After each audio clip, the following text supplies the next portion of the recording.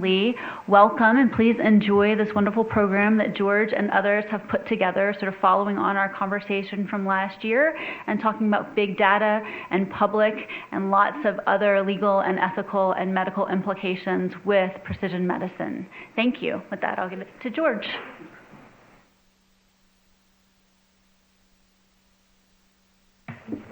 Thank you very much, Dean Reinhardt. Good morning. I'm George Contreras.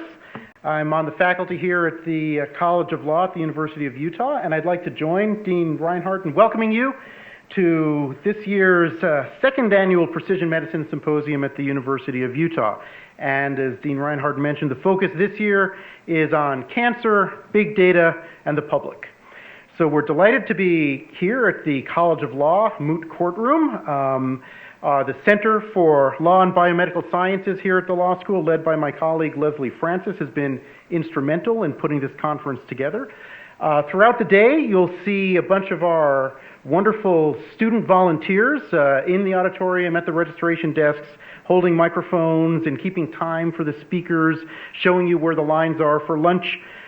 These people, in addition to their conference organizing duties, are all fellows at the Center for Law and Biomedical Sciences, where they spend much of their time, when they're not hosting conferences, doing important research at the intersection of law, medicine, and ethics. I also wanted to mention that we wouldn't be here today without the partnership of the School of Medicine at the University of Utah, especially the program in personalized health run by Will Deere, who we'll hear from in just a little bit, and Emily Conrud, who's right next to him. And then this year, as I mentioned, this year's symposium is focusing on cancer and oncology. And we owe a huge debt of gratitude to our third institutional partner, the Huntsman Cancer Institute, and its leader, Mary Beckerly, who has supported our activities in this area, both this year and last year when we began this precision medicine activity here. So if you look at the agendas that you received at the door and which are on our website, you'll see that this is a very transdisciplinary conference. On each panel that we've got, we're going to have a series of national and international experts making brief presentations, but after which the moderator is going to pose questions and open it up for discussion, both as posed by the moderator and by you, the members of the audience. We'd love for the symposium to be as interactive and informative as possible, so don't be shy. When the Q&A periods begin, you'll notice student volunteers prowling around the aisles with movable microphones. Please raise your hand, and one of them will come to you and give you the mic. And please do state your name and speak into the mic so that the people who are viewing us on the webcast and who will undoubtedly flock to the YouTube channel after this is over will be able to hear those questions.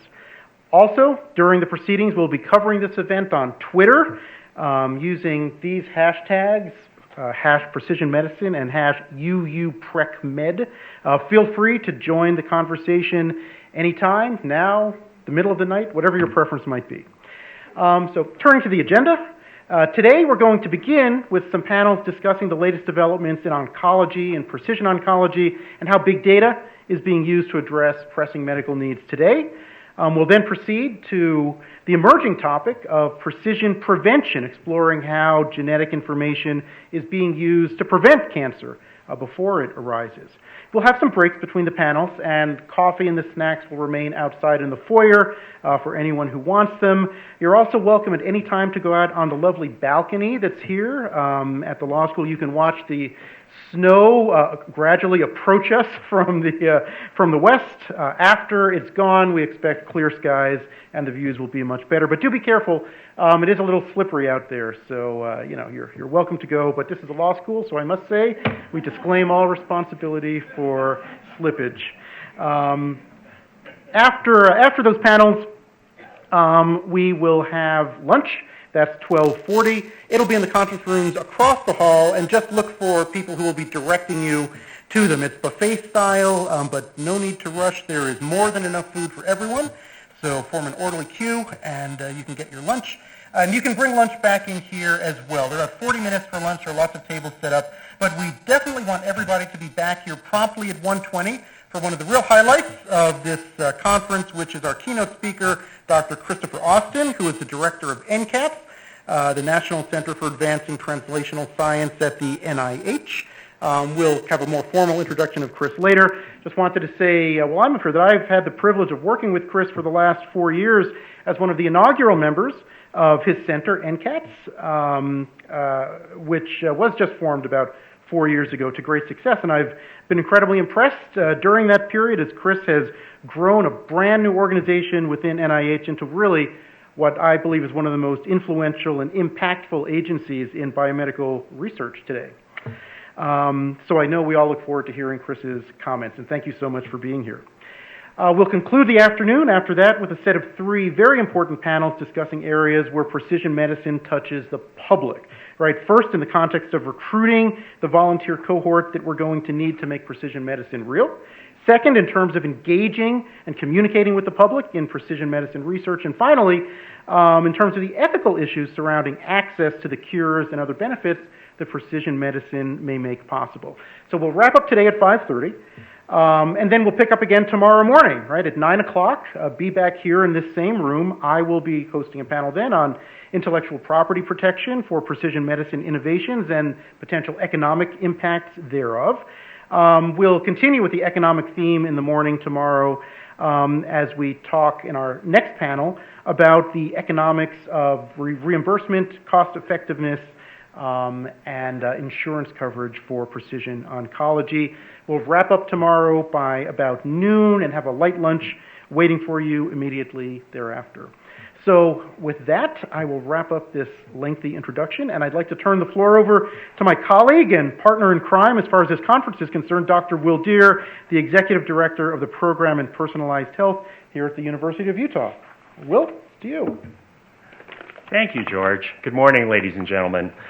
Unfortunately, due to a last-minute major conflict, Dr. Vivian Lee is unable to join us this morning for the welcoming remarks, so I'm the poor person's substitute for her in providing you some context for our proceedings today.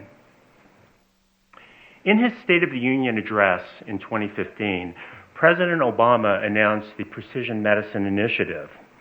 This is a multidisciplinary effort to focus on the individual patient, to tailor medical therapies so as to maximize their benefits, minimize their risks by using a breadth of data ranging from one's own genetic profile, environmental influences, and lifestyle choices. Now, the centerpiece of this initiative is an ambitious program to enroll at least 1 million individuals in a large national cohort. And these participants will be carefully evaluated and studied over time by a variety of means, including new technologies. One can then imagine that billions of data points will be generated from this cohort. And our biomedical leaders hope that we have our tools to evaluate these data and that the information will lead to important new insights into human health and that ultimately will enhance public health. Now, the challenges faced by the cancer-stricken patient are particularly well served by the approach of precision medicine, where the benefits of accurate diagnostics and targeted treatment are particularly important.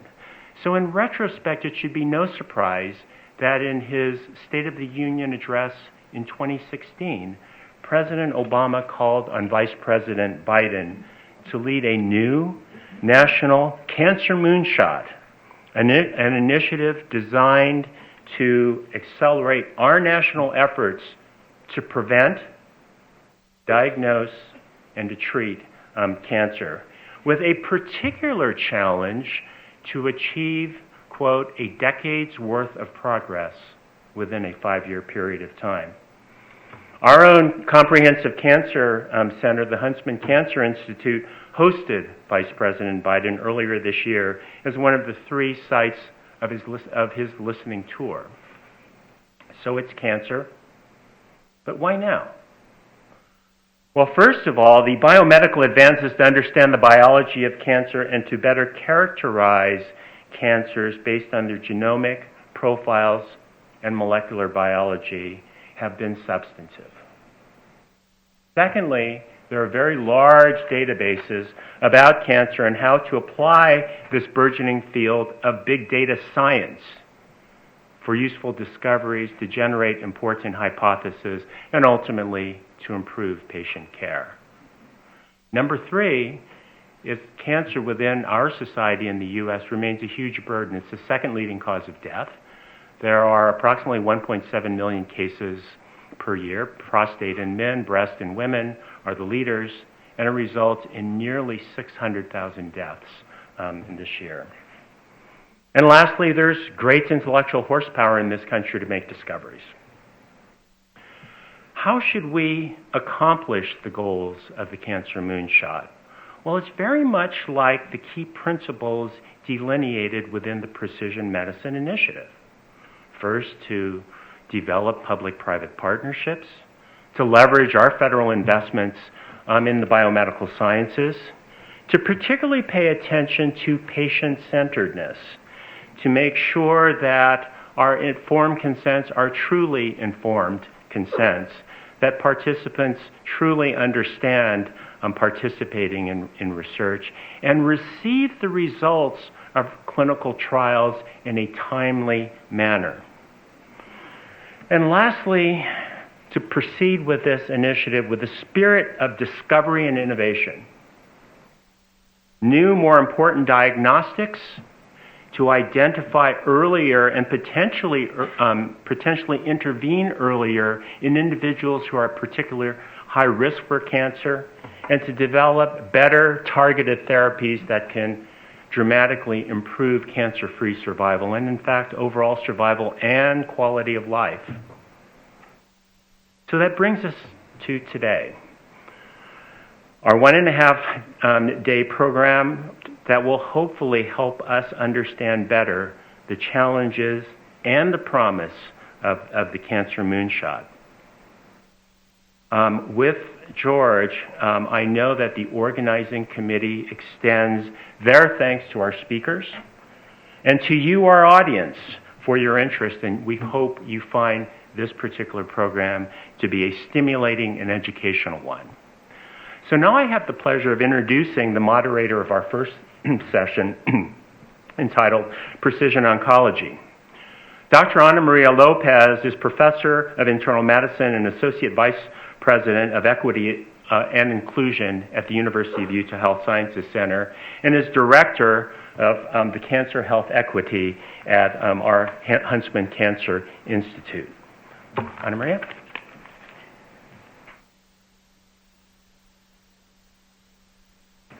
Thank you.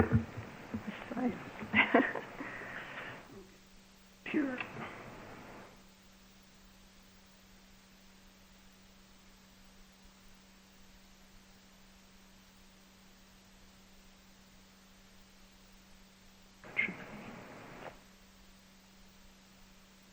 Perfect on the plane.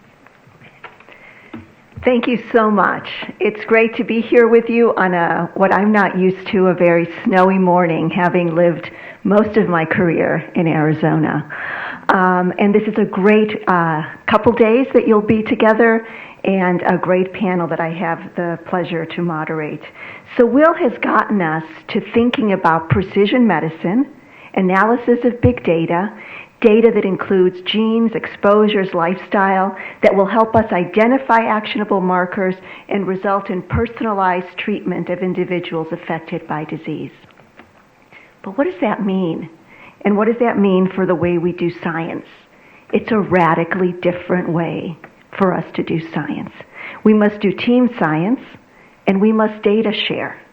In order to data share, there are lots of questions that come up. How do we data share and maintain privacy? How do you share and maintain ownership of the data? And as our legal colleagues will help us, who owns the data anyway? And who should have access to the data? Patients, researchers, family members. And if insurers are paying, should they have access to the data? If employers, rather, are paying for insurance, who should be able to see the data? Will the coverage be equitable? Will the coverage for the profiling, for the care? Will knowing the genomic data influence us as clinicians to be making decisions about whether care is worth it? Will insurance influence whether care is worth it? What does this really center around? Who's the main beneficiary of this effort? Patient. So we require the input of the patient. And the patients are asking some of these questions as well. Who owns the genes? We're reading Henrietta Lacks right now. Who owns the discoveries from the genes? Questions that have been with us since the last century. And as research evolves, as we've talked about this tremendous pursuit of innovation, what does this mean for informed consent? If we don't quite know what tests might happen, might be needed, how do we consent? And what do our patients ask? These are quotes from real patients in these discussions. How can I care about my genes if I don't have food in my fridge? From the sister study, what will you do with my lock of hair? Are you a witch doctor? And from a recent NCI conference engaging American Indian populations in precision medicine, what if you find out that I'm not who I think I am? What will that do to my identity? Will I be erased? So our effort really requires patient engagement, inclusion of medically underserved, historically underrepresented populations, and those who have experienced social disadvantage, those who are experiencing disparities in health. And in fact, if diverse populations do not participate, perspectives, outcomes will be limited. Clinical outcomes may actually worsen, and we may contribute to health disparities. So just a little bit on data on the gap. In a study from Arizona, from a safety net hospital, Latinas with breast cancer were asked, would you donate tissue to a biobank? More than 90% said yes. Yet when we look at large biobanks, percents are similar to what we see in participation in clinical trials. And there are barriers to consider. Health literacy, language access, immigration status, cultural norms, and trust. A word on trust because it's complex. There's some data that trust may actually be more difficult in the native-born, whereas foreign-born, perhaps relating to country of origin, perhaps relating to reason of immigration. Those who came as refugees, less trust than those who came, let's say, to pursue education. So these variables interact, and we need to consider socioeconomics,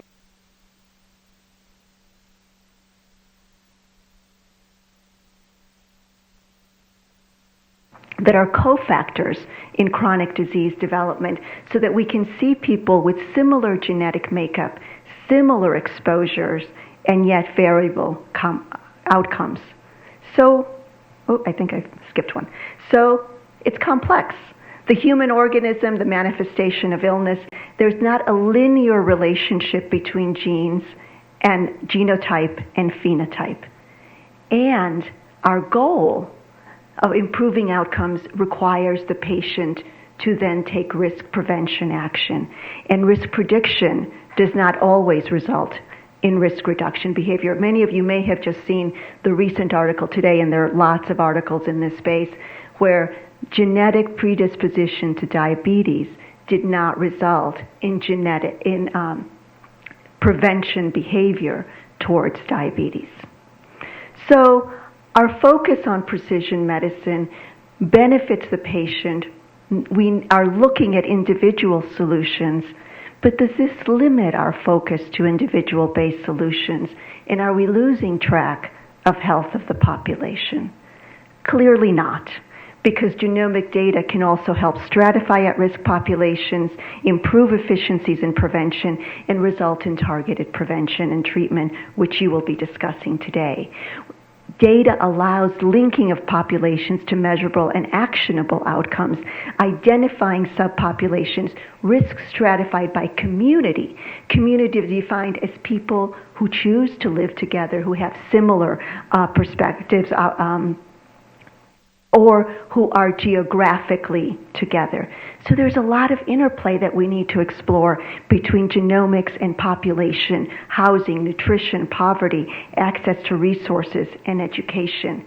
So these data, by methodically measuring disease, can actually develop not only pharmaceutical interventions, but also non-pharmaceutical interventions to improve health. And we have precision approaches for populations. Precision medicine carries a lot of hope for individual factors, patient-level factors, and macro-level factors, so we can begin to understand not only the determinants of illness, but the determinants of health. So I am very excited to join you today to hear the presentations, to participate in the discussions that will begin with Dr. Kathleen Cooney, who is my chair as well, and H.A. and Edna Benning Presidential Endowed Chair at the University of Utah. She hasn't been here quite a year, but coming from Michigan, she's much more familiar with the snow. And she'll be followed by Dr. Tomlins, who is from the University of Michigan, Assistant Professor of Pathology and Urology, Michigan Center for Translational Pathology, Department of Pathology. Please join me in welcoming them.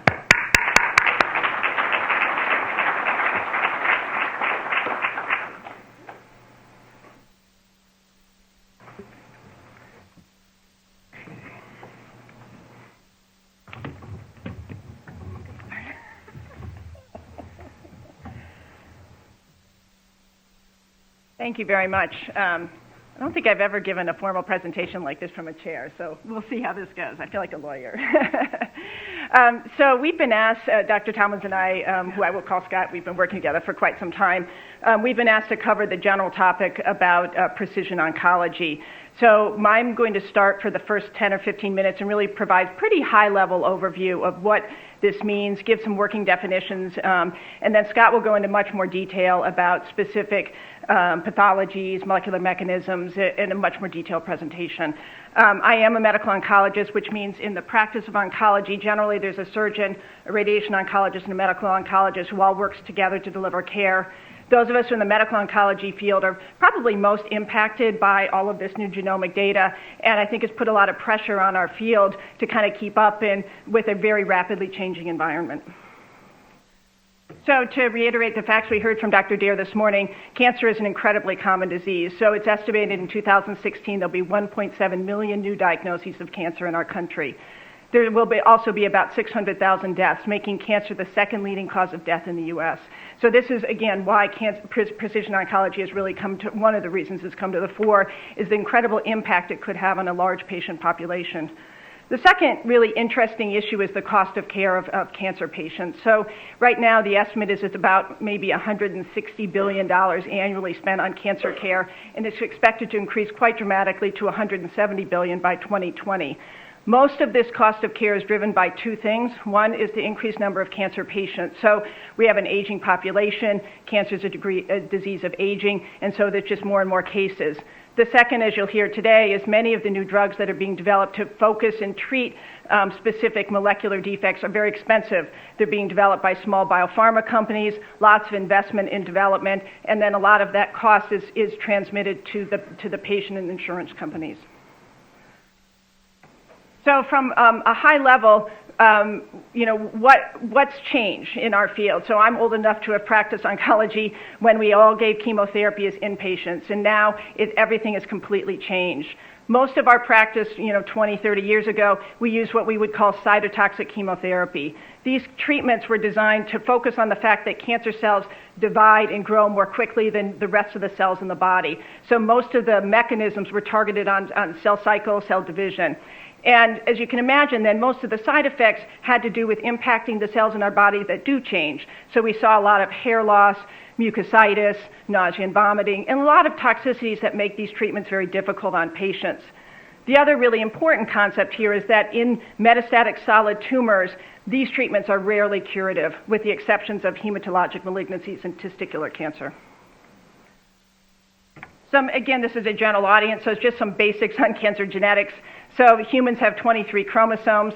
That on these 23 chromosomes, there's about 25 to 30,000 protein coding genes in the human genome.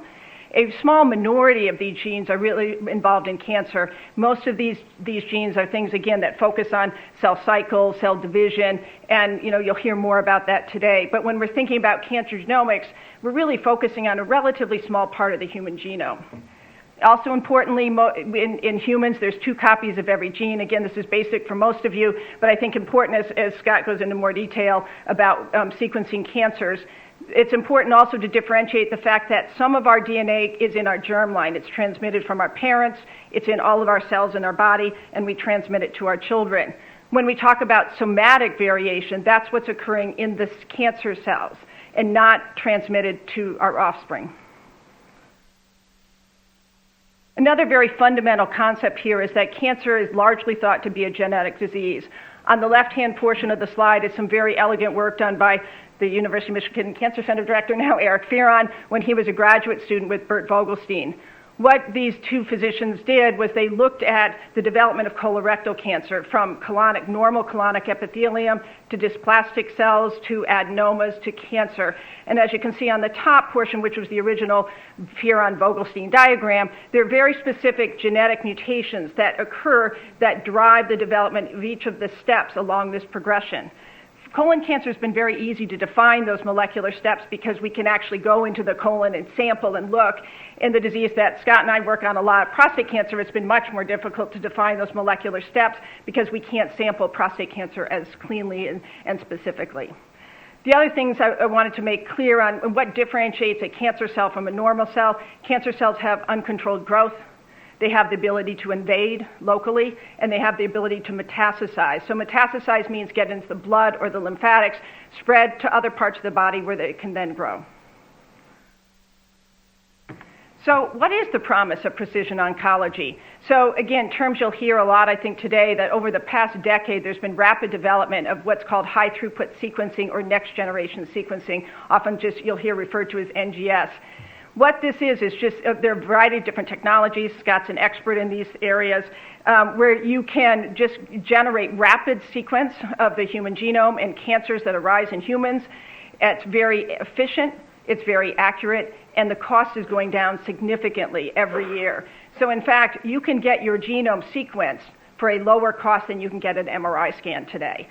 So the rapid availability of all this information then is partly why we're here today discussing, how to move forward. The goal then of precision oncology is to sequence people's cancers, try to identify specific mutations and specific genes that we can then develop drugs to that can specifically target the cancer growth in that individual patient. So what's the evidence that this works? So there were a number of very elegant early successes in this field, and I'm citing here only 2. In breast cancer, we know that a small subset of breast cancers have amplification of HER2. It's a gene, and there's more of this HER2 protein. This protein can be slowed down or impacted by a drug called trastuzumab with very elegant and very long-term outcomes for those women who have HER2-positive cancers. A second example occurred in lung cancer, where a small percentage of patients with lung cancer, generally non-smokers and younger patients, have an ALK translocation that, again, drives the growth of the cancer cells. And again, over the past 5 years, very elegant work that shows that a drug called crizotinib can specifically halt the growth of those tumors in patients with that specific molecular event. So in these examples, which are really the minority of breast cancer and lung cancer cases, we can develop drugs, we can target mutations and see dramatic responses. The challenge here, though, is most cancers have some defects in DNA repair. And so as a consequence, they develop resistance through mutational events. And again, very elegant science discovering that, but yet it's bad for patients because most patients will become resistant to targeted therapies. Lastly, targeted therapies are very expensive, and they have very unique side effects. So as I told you earlier, when we use cytotoxic chemotherapy as oncologists, many of the side effects that we learn to treat were all quite similar. With these new targeted agents, there's a plethora of very unique side effects: hypertension, fluid retention, rashes. And so I think as medical oncologists, we've had to be learn to be better doctors, because it's really, really complex. And I think for community physicians treating a large number of patients, it's very difficult because the rapid number of new drugs that we haven't learned to give very efficiently, and we don't understand a lot of the side effects. So it's provided a really difficult field for general medical oncologists. I'm going to use, on the next couple of slides, some examples of real patients. So again, I feel like we're talking a little bit in the abstract. So these are some examples of how do we actually practice precision oncology. So when I was at the University of Michigan, I had the great fortune to work with Arul Chennaiyan, who led what's called the My-Onc program. So this was one of the early precision medicine tumor boards, and was really built on it with sort of a research context. So there were lots of funding and studies to make sure that we were really kind of doing it right as from our perspective. And I'm just going to does it have a pointer? Probably not. Oh. Yeah, I'm just going to point we're going to go from left to right. So the basic principles of a precision medicine approach is that first you need to acquire informed consent.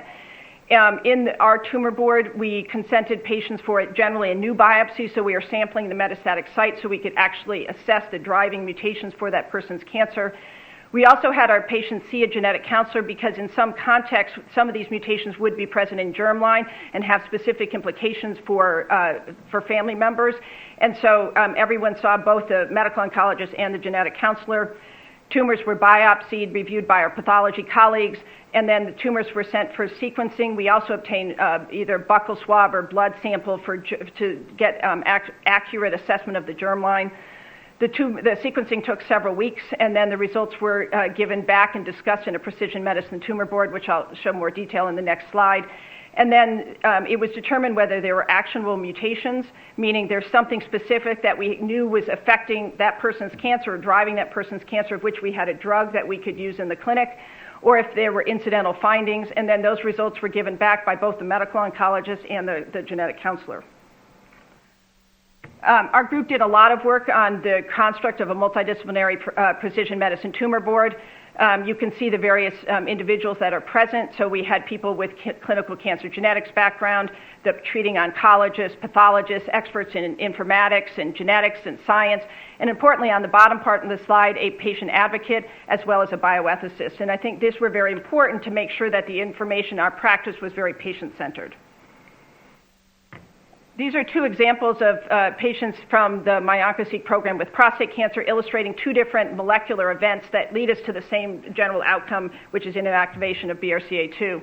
The first is a patient who's a young gentleman, 55, presenting with advanced metastatic prostate cancer. He had a pelvic lymph node biopsy, and you can see the tumor, which is a very aggressive Gleason 10 tumor on the right. Sequencing results revealed a tempus-to-ERK fusion seen in about 50% of prostate cancers. And interestingly, this patient had two mutations in the BRCA2 gene, which is the breast cancer susceptibility gene. There was a mutation in the patient's germline, meaning he inherited it from his parents, and he also developed a mutation in the tumor specifically. So both copies of the gene were inactivated. Interestingly, I think as clinicians, we kind of missed the germline implications when we took his family history. You can see here he had a sister with early onset breast cancer, a sister with ovarian and colon cancer. This pedigree is very consistent with hereditary breast ovarian cancer. We also know in our field that men with BRCA2 mutations are more likely to develop high risk and high grade cancers. So this all made sense, and it has therapeutic implications, which you'll see in the next two slides forward. This is a second patient also with advanced, this time castrate-resistant metastatic prostate cancer. Patient was enrolled in My-Onc, and you can see here this patient had a different mechanism for inactivation of BRCA2. He has loss or homozygous deletion of both copies of the gene. He also has amplification of AR, indicating that his tumor is actually still signaling as a result of androgens. This patient was fortunate to be randomized in a clinical trial led by Maha Hussein, who's was at Michigan, now at Northwestern. This is a very elegant trial which was designed to look at ETS fusion as a biomarker to see how it impacted response to therapy. This individual then was randomized to abiraterone and PARP inhibition. And you'll see on the next slide, he had a very, very dramatic response. So we would call this a BRCA2 exceptional responder. On the left, you can see a liver metastases, very large, 6.7 centimeters, and over a year period of time on these two drugs. One's an anti-androgen, and the second a PARP inhibitor. The patient had dramatic and very prolonged response with a negative, no PSA detectable, and a very impressive reduction in tumor size. So I gave you a beautiful example of what I would call the holy grail of precision oncology. You sequence a patient's tumor, you find a molecular defect, you target those with therapies, and you get a dramatic response. And if the world was that beautiful, it would be great.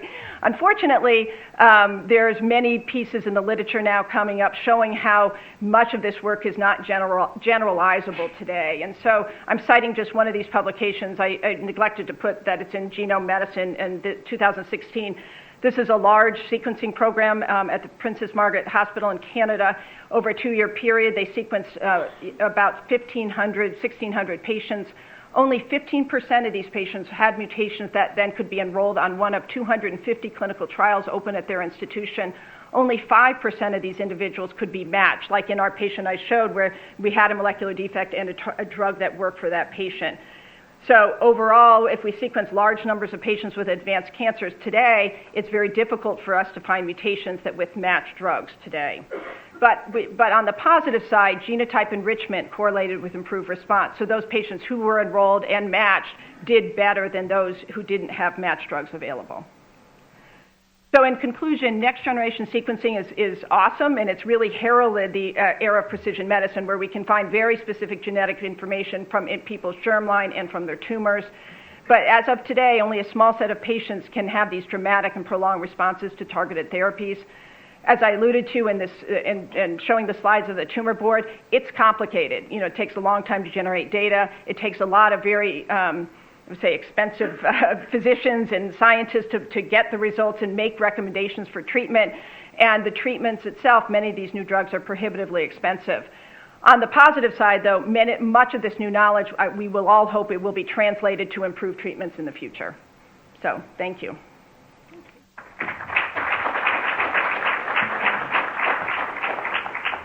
It should be coming up.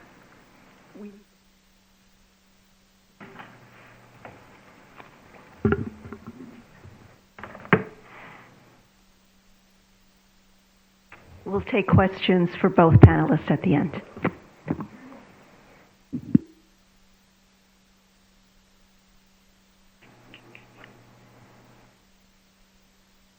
Take questions at the end.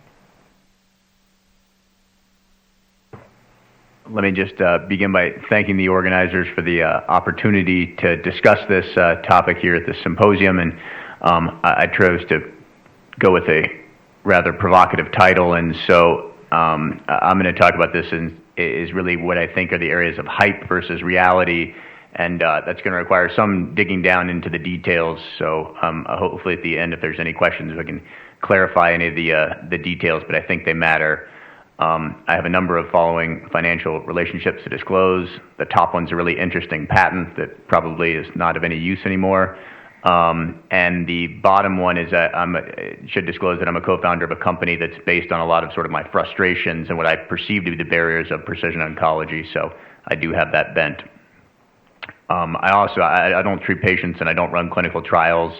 I'm a genitourinary pathologist and a molecular pathologist, and my opinions are based on sort of what I consider to be basic molecular biology and then my experiences from developing biomarkers to implementing them and then trying to get someone to pay for the laboratory testing side. So I think where we are right now with precision oncology is familiar, if anyone in the room is a urologist or is familiar with what I consider this kind of to be a robotic prostatectomy problem. So to be a competitive urology program, you have to offer a robotic prostatectomy. So instead of doing the surgery opening or laparoscopic, you're using a robotic machine to assist. And at the University of Michigan last year, 100% of prostatectomies were done robotically. And if for no other reason, you have to do this because all of your competitors are doing this and they're advertising. So if you drive just outside of Ann Arbor, there are signs for centers where they are offering a robotic prostatectomy.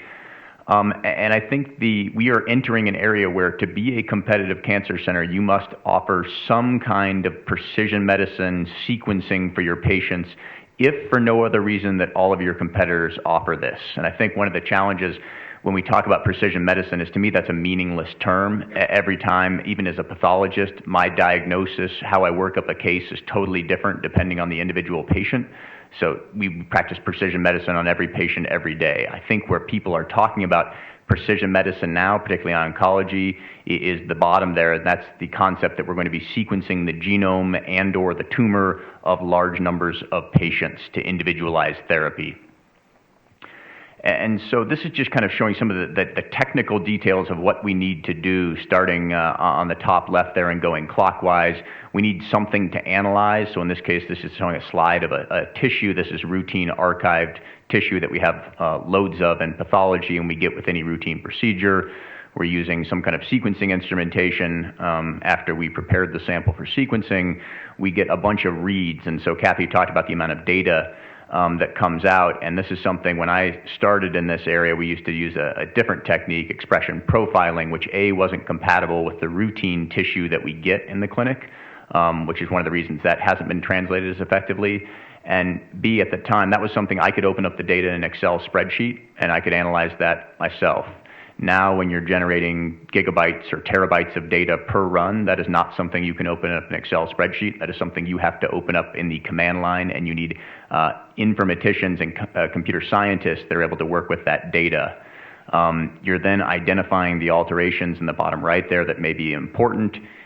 You're identifying the set of them, and that varies depending on which software you use, your cutoffs, etc. And then you need to somehow prioritize those, the ones that you think are important for that patient, and then you need to give a report back to the clinician. And I think Kathy talked about a precision medicine tumor board, where I would argue that in the vast majority of cases, it's really hard to explain what to do. If it was really straightforward, you don't need a precision medicine tumor board. We all know that if you have an ALK rearrangement in lung cancer, you should get that drug. That's a straightforward thing. That's a very simple case.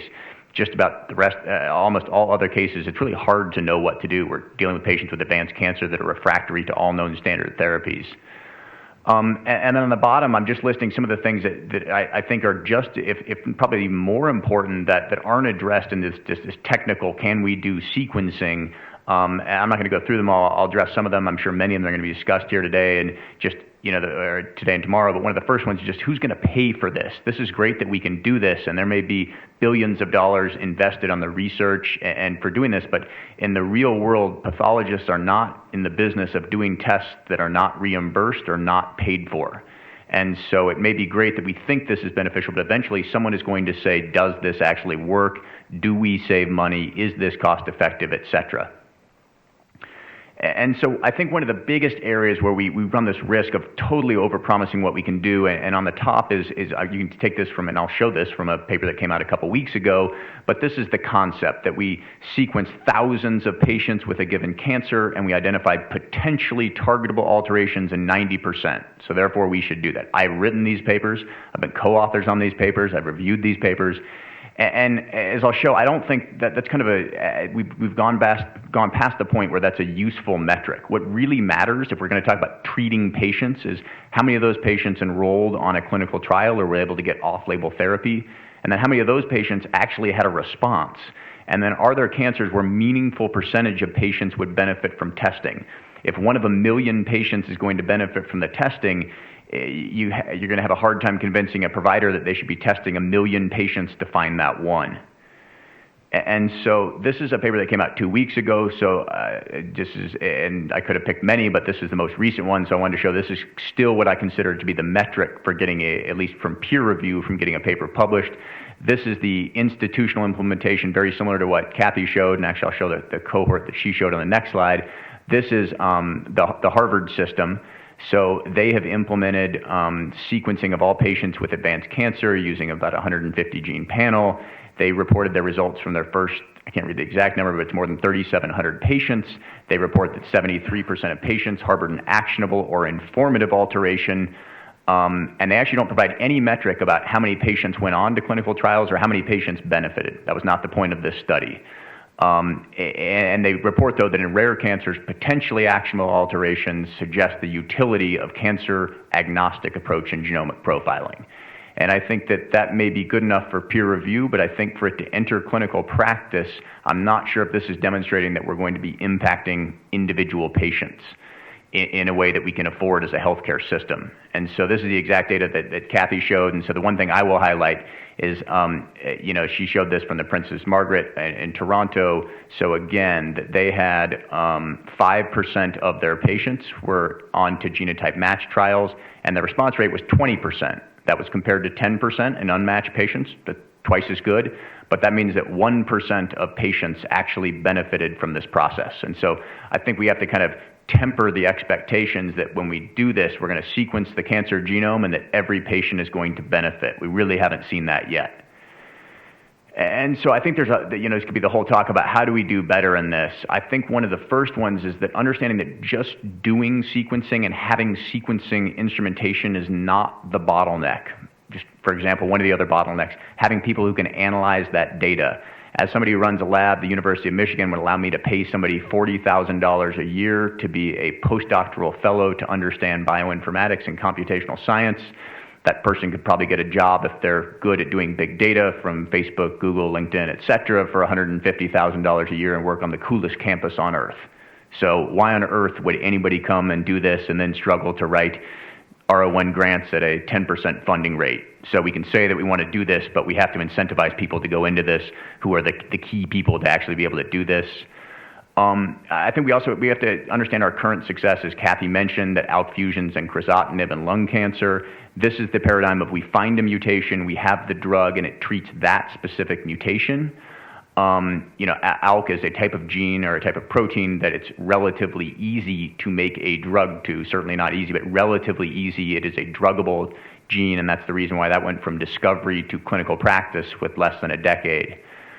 One of the other ways is just being able to provide those types of drugs that we think may be beneficial, but they're beneficial in a small percentage of patients that have those alterations through large trials. So I've listed MATCH and TAPER.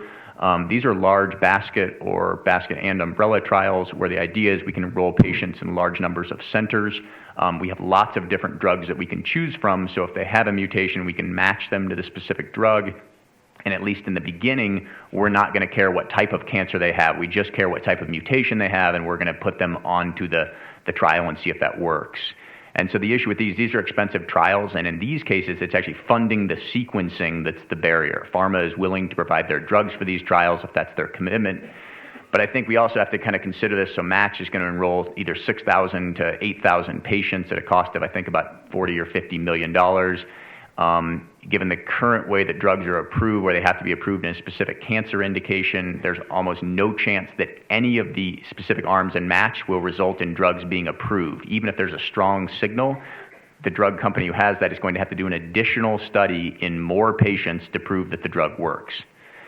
And so I think one of the big things we have to do is just kind of admit that extremely targetable alterations are very rare in late-stage metastatic cancers, which is where precision medicine is being applied right now. And I think there's lots of reasons for that. That's where we could put people onto experimental therapies. But just from taking a step back, if something was really common in these patients that we had a good drug for, we would know that, and it would be standard of care, like the other things that we've already done for those patients. I think we also have to understand it's a phenomenal translational research tool. The potential to translate the discoveries made from this to improve patient care down the road is phenomenal. I think that's probably the most interesting thing that from the precision medicine tumor boards that I've participated in is what we can learn about an individual cancer type, even the cancer in an individual patient, even if we can't do something about it. But I think we have to be clear about what we can understand and then what we can actually do. Kathy mentioned that we can discover the heritable alterations, and in most precision medicine programs, that's probably actually even more impactful than what we find in the tumor. In the real world, it costs almost twice as much to do the germline as well as to do the tumor, so that's the barrier and the reason why people don't want to do that. Even if you do the tumor only, it's, I would say, relatively easy in most cases to figure out which one of the two types of mutations it is. Or at least you could have that confirmed, but that is the cost is the major barrier for people not doing germline sequencing right now.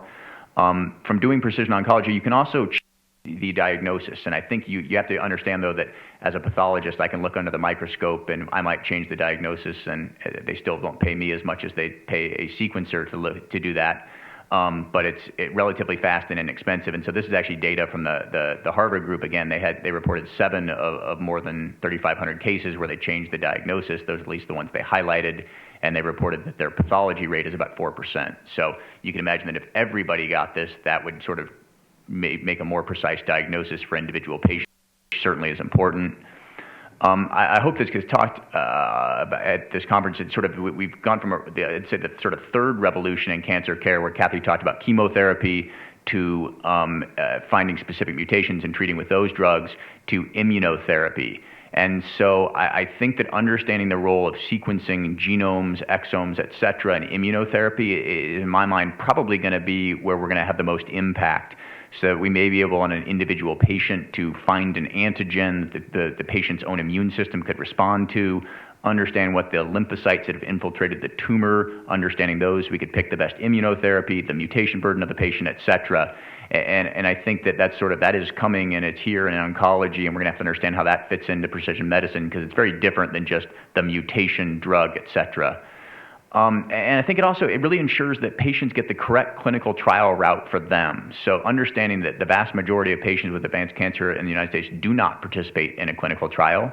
We know that thousands, tens of thousands, hundreds of thousands of them probably have a mutation or an alteration that we think may actually predict response to a drug. But most people aren't going on to that specific trial. They're going on to the trial. If they are going on to a trial, they're going on to the trial that their local oncologist recommends. That's sort of the real world where we are now.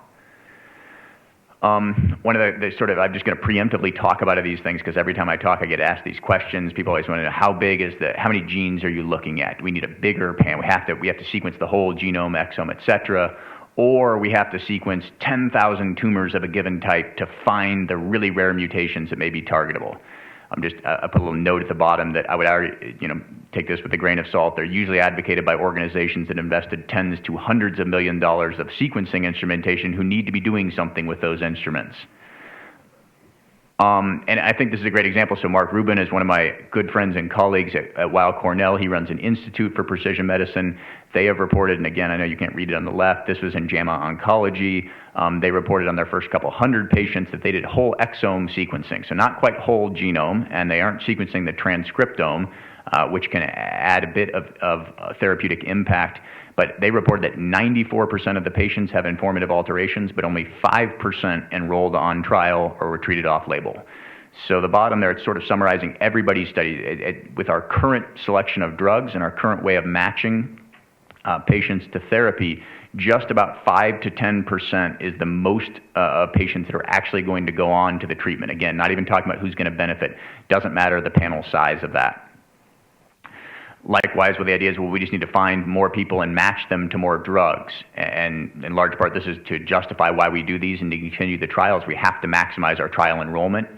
And sort of the harsh reality of precision medicine is we just don't have good drugs against most recurrently mutated targets. So I put the genes there. Those are some of the most commonly mutated genes in cancer. None of these were identified through precision medicine or next-generation sequencing. We've known these are mutated for 30 or 40 years. I would argue that for all of these, many of them have been tried. We have drugs that we think may work, but I would argue maybe we're a little bit closer to having drugs for these, but we've almost made no progress. And these are just genes.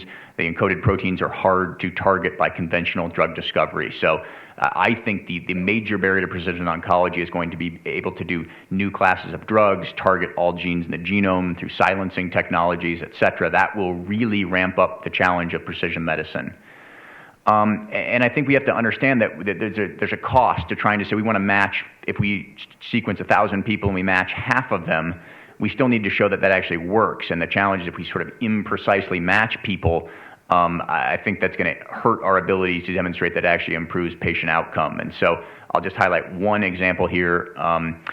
Drug palbociclib, it's approved for treatment of breast cancer. It is a CDK4/6 inhibitor, and in numerous basket studies right now, an indication for that drug is that you either have a CDK4 amplification or a CDKN2A deletion. So that's a CDKN2A is a gene that regulates that pathway, and so deletion of that makes you eligible for palbociclib on a couple of the large basket studies. And so I'm just going to present sort of one of the contexts that we've done some of this work so that you'll understand some of the data that I'm showing from our lab. But this is just one of the ways that we've done this, and the details aren't important, but this is a way that we have done sequencing in our laboratory on the research side. But this is actually the panel that's being used in the NCI MATCH trial to try to match patients to therapy.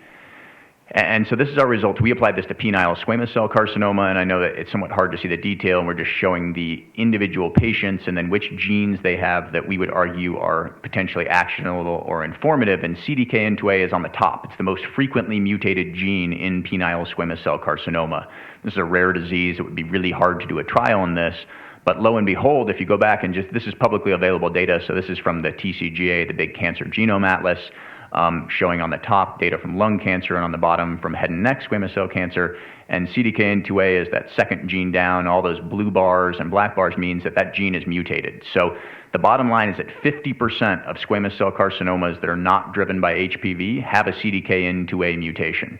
So you don't need to look hard for patients that have this alteration. And my experience is that most pharmaceutical companies are interested in getting their drug to market as quickly as they can so that they can make profit on their drug, that you don't need to wait for a basket trial. You don't need to screen for these. You could take patients with these cancers and half of them will have the alteration. You can do the trial unselected. So I would argue that if a drug company really believes this is a great treatment hypothesis, they will do this. There's no barrier to them doing this. And so this is one of those where the concern is we're going to match a bunch of patients to this and then they're not going to work. So then that says that precision medicine doesn't work. And I would call that unprecise medicine, although we will be matching more patients.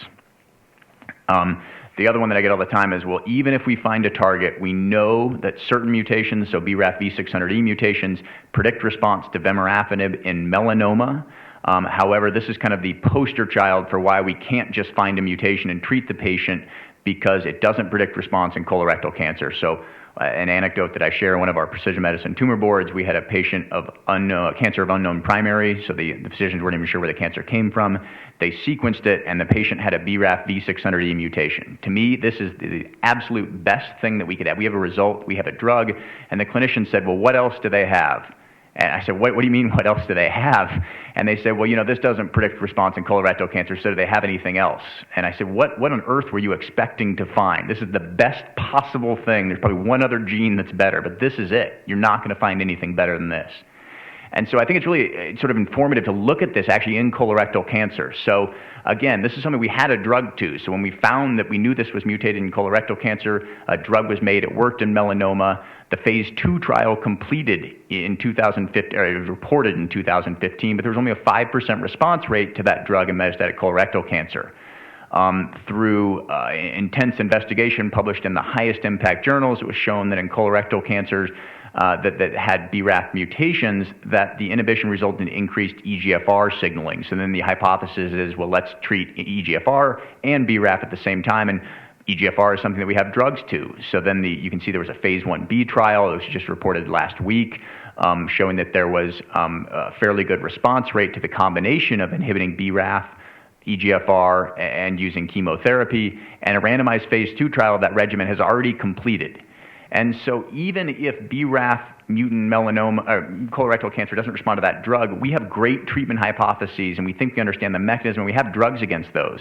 On the other hand, as Kathy actually showed, the mutations that we have known since Eric Fearon's graduate student days, APC, KRAS, and P53, we've known those are the best targets in colorectal cancer for more than 30 years. And I would just, how close are we to having phase 2 or phase 3 trials for inhibitors of those? Those are all included as potentially actionable alterations in everyone's trial because you need those for it to be high. But the moment we have a very good drug that works in P53 mutant cancer, we will know. That will percolate through the oncology fairly quickly, I would argue, because 50% of cancer patients are going to benefit. So I think it may be that, yes, this drug may not work in this cancer type because of this mutation, but we have a good drug that we think hits the target, so let's exploit that. And so I'll highlight a little bit of prostate cancer data just to make that point. So as Kathy mentioned, about 50% of prostate cancers have a fusion involving genes TMPRSS2 and ERG, and so that's just shown in sort of in the top part of this map. This is a map of the major molecular subtypes of prostate cancer. So 50% of prostate cancer, as I say, if this was a TMPRSS2 ALK fusion, the same gene that's mutated in lung cancer, I would be sitting on a yacht and I wouldn't be giving this talk right now because we would have already treated this and we'd be treating 20,000 patients a year with the drug. Unfortunately, we are no closer to having a drug to this than we discovered this, or we've known this gene is important in other cancers. We're no closer to having a good drug against this because it's a hard target to drug. On the other hand, one of those tiny little slices that you can't even see is a gene called IDH1s. This is mutated in about 1% of prostate cancers. And importantly, this same mutation is present in certain brain tumors and blood tumors. And what's interesting in prostate cancer is this is showing some of our data as well as data from the TCGA. On the top right, we're just showing that in patients in prostate cancer, about 1% of prostate cancers have this specific mutation, and it's mutually exclusive with all the other things that we think are really important in prostate cancer development. Now, I'm showing the bottom left is we have an antibody against IDH, that the specific mutation, demonstrating this is that patient who has tumor, and you can see that it's sort of lighting up. Everything that's brown is prostate cancer. This is an early event. It's a driving event.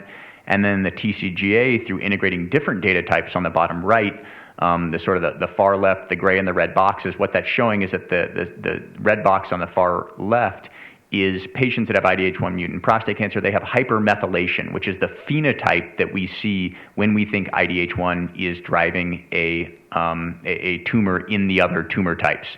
So I would argue this is a great treatment hypothesis. It's 1% of patients. That's going to be hard to do. What's interesting, this is from yesterday from clinicaltrials.gov. There are 4 of them that are recruiting now for IDH1 mutant prostate cancer. One is active but not recruiting.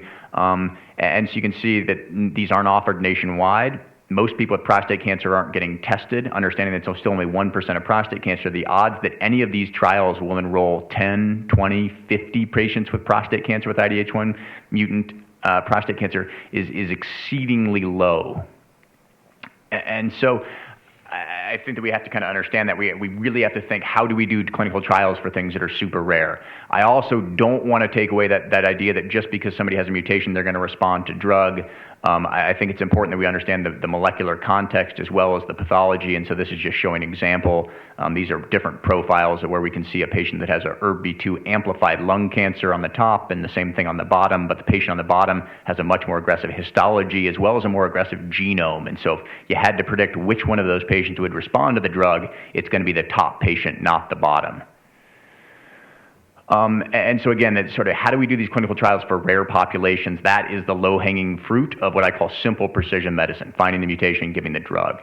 And sort of the reality of this, one of the other, so ALK rearrangements are 4 or 5%, although most people maybe less in lung cancer. ROS1 rearrangements, just as targetable, actually targetable by the same drug, that's about 1% at most. So thousands of patients had to be screened to find the 100 with that specific alteration to enroll 50 on the same clinical trial to get FDA approval. And so just reiterating that these basket studies, almost certainly they're still going to have to do another study to get enough patients to get the FDA to approve the drug. And that is usually the barrier for people to reimburse for the drug, as well as to get pathologists to test for the drug, or test for the alteration.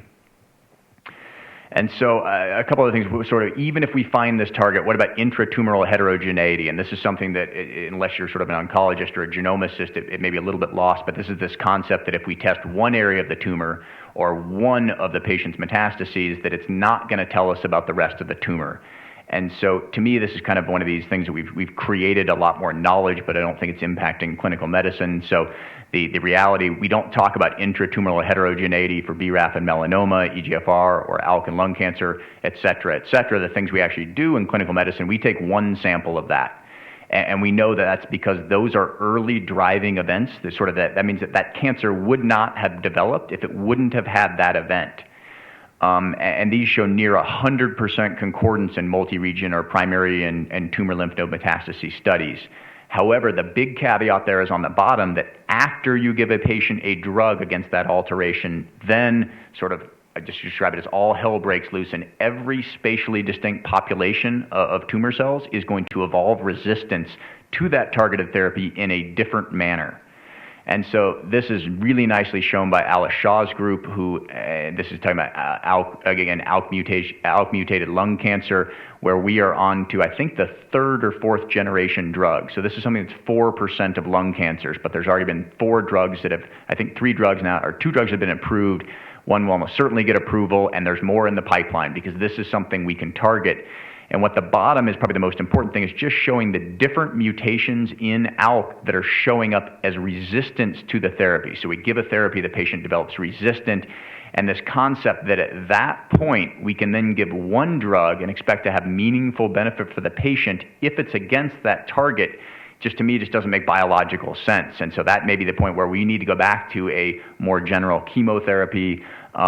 We may need other approaches like immunotherapy, but this is where we really need, combination therapy, and how a patient should go down the right treatment course, I think, is going to become even more important.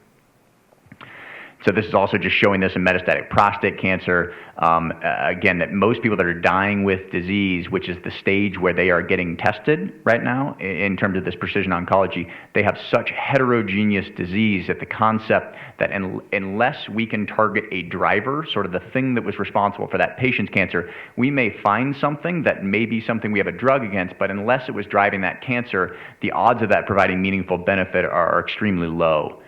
And so one of the ways is we have to sort of find and target these things that are early, and I think we have to find them early. So Kathy, this is a sort of on the bottom there is showing an exact same plot as what Kathy showed. This is a patient who was sequenced in my OncoSeq who had a mutation in BRCA2, so a somatic mutation in BRCA2. They had a number of other alterations. They had the same kind of AR amplification. And sort of by chance, my group had profiled this patient's diagnostic specimen there in the top left 5 years earlier before any therapy. And what's important is you don't see any alteration in the androgen receptor, so it's highlighted on the far right of both graphs, but you see, as you can see that mutation on the bottom of that plot, it had the same BRCA mutation. So that was present at diagnosis, and this patient went down a number of different anti-androgen therapies, and they developed resistance to that therapy, but that was present from the beginning, and I think that one of the real things that we're going to need to do is understand what are the alterations that are present at the beginning of a tumor's development, what are those that happen after treatment, because almost all of our really good examples of finding a mutation, treating it, are things that are very early. And that suggests that if we knew that at the time of diagnosis, it wouldn't have changed the patient's course. We probably would give them the same standard of care, upfront therapy, but we would know that if at any point this patient stopped responding to standard of care, this is the patient's best option to go down a treatment hypothesis in a clinical trial.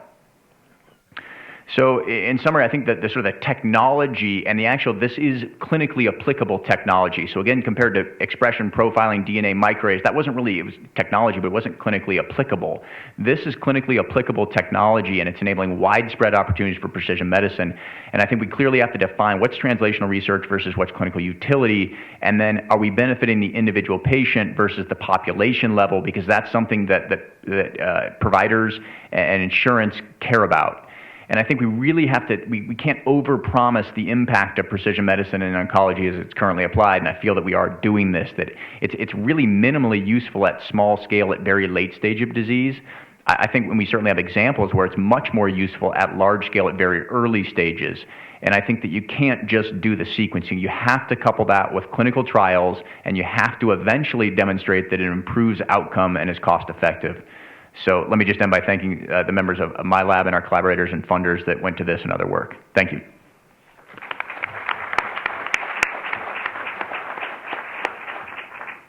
So we'll take questions. Thank you very much to both of our panelists. And I think there are mics coming around. Maybe we could have the lights. There are two questions, but no mics. Sir? Thank you. I'm Shubha Ghosh. I represent the law side of this, so sorry if my question's a little bit non-technical. But I did have, I thought the presentations were really informative, and for someone who doesn't have a science background, very informative, very educational. My question, though, is about, and maybe I didn't get this from the presentation, and it was there, about the predictive and preventative side. I mean, I got a lot about once the disease is detected, but I wonder if you could talk a little bit about where the science is and the therapies are for the preventative and a predictive side of precision medicine. I think Neely Ulrich will be speaking about prevention in one of the later talks. In terms of prediction, we do know something. So for instance, so I work in the field of germline mutations, and so we do know that men with germline mutations in BRCA2, they are more likely to develop prostate cancer than men without those mutations, and the mutations that they develop are more aggressive. And we have therapies for them. So we are starting to learn that, but I think as Scott alluded to, a lot of the the growth of precision medicine has been in late-stage patients with advanced disease. And I completely agree with his conclusions that we ought to be focusing a lot more on understanding and characterizing earlier disease. By the time tumors are metastasized, they're behaving at sort of a clonal level at the metastatic sites where, therapies, you'll get mixed responses. And so if we don't start moving some of this work forward, I think we're going to be less successful.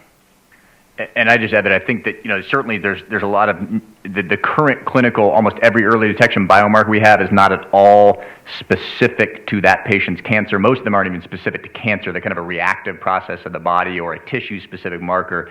I think that one of the major barriers to doing this kind of precision medicine in early detection or screening or prevention is just the cost. These things are still real world costs of hundreds to thousands of dollars. That is really hard to apply at a population level. That's why I think a lot of these will be used as kind of a reflex or a second tier test, where a lot of the cheap biomarkers that we have, for example, in prostate cancer, you're going to do a PSA test first, and then you may do one of these other ones to bend people into risk groups. But I think that, all the data says that we're going to make much more dramatic impact on patients with cancer in prevention and early disease than we do in patients with late-stage metastatic treatment refractory disease, where the vast majority, unfortunately, are going to die no matter what we do. Those trials are also much harder. They take a lot longer to demonstrate that your strategy prevents death from that cancer. So it's an area where it's ripe for this kind of technology to individualize that decision. I think it's just right now it's more challenging to get people to do that at a population level. Thank you. Thank you for the lectures. I have a question about the prostate cancer patient who was an exceptional responder, and it made me think about just this entire area of what do we learn from exceptional responders? How do you look at the genomic data for exceptional responders, and what can we learn from that in that situation? That's a great question. I think we're all fascinated, just like we're fascinated by rare things, we're fascinated by exceptional responders, and I do think they tell us a lot. So I think in that, the particular trial that patient was enrolled on really had to do with ETS fusion. Was it a marker for response? And as a consequence, though, you are going to enroll patients who have they had BRCA2, a DNA repair gene mutation that would allow that patient to benefit from a PARP inhibitor. So I think that was sort of by chance. If you look at the trial that, there's a trial for olaparib in phase 2 trial in late-stage prostate cancer, the response rate wasn't particularly high. It was like 40%, 30%, something like that. But if you looked at all the patients who responded, they actually had BRCA2 mutation. So this gets into, I think Scott's talked about this a little bit, do we find people's mutation and then give them the drug, or do we give, if the mutation a high enough frequency, that we treat everybody and then look for responses? And I think that's not my area of expertise, but I think an area where I think we will find these exceptional responders, and it's valuable to go back. And I think from a scientific perspective, I think we've had the opportunity to do on a patient with neuroendocrine tumor, look at the progression, and we, it was an exceptional non-responder patient who did not respond to androgen deprivation very clearly, and then we learned that the patient had specific molecular abnormalities that led to that. So I think exceptional response and non-response teaches a lot about the molecular biology of cancer. Scott, did you have anything to add? Yeah, I think, and part of that is you have to have samples from the patient, and more, now that is common that if you're going to do this trial, you're going to have a pre-treatment and a post-treatment sample. In the real world, getting a pre-treatment sample from these patients is still, getting a biopsy of a patient with metastatic prostate cancer is not standard of care in most cases. So, Kathy kind of glossed over that fact that in MyOncoSeq, that's usually getting a research biopsy to get fresh tissue, which allows us to do the most comprehensive profiling. The cost of that is the cost of more than what most sequencing costs. So that, as that becomes, yes, we have to do this, and certainly in lung cancer, we're getting more biopsies to do molecular testing, that will enable us to understand who are the exceptional responders and the exceptional non-responders. Thank you. Yes, sir. Yeah, are there any drugs or clinical trials presently going on for chemo and radiation, where they're using a targeted therapy with radiation?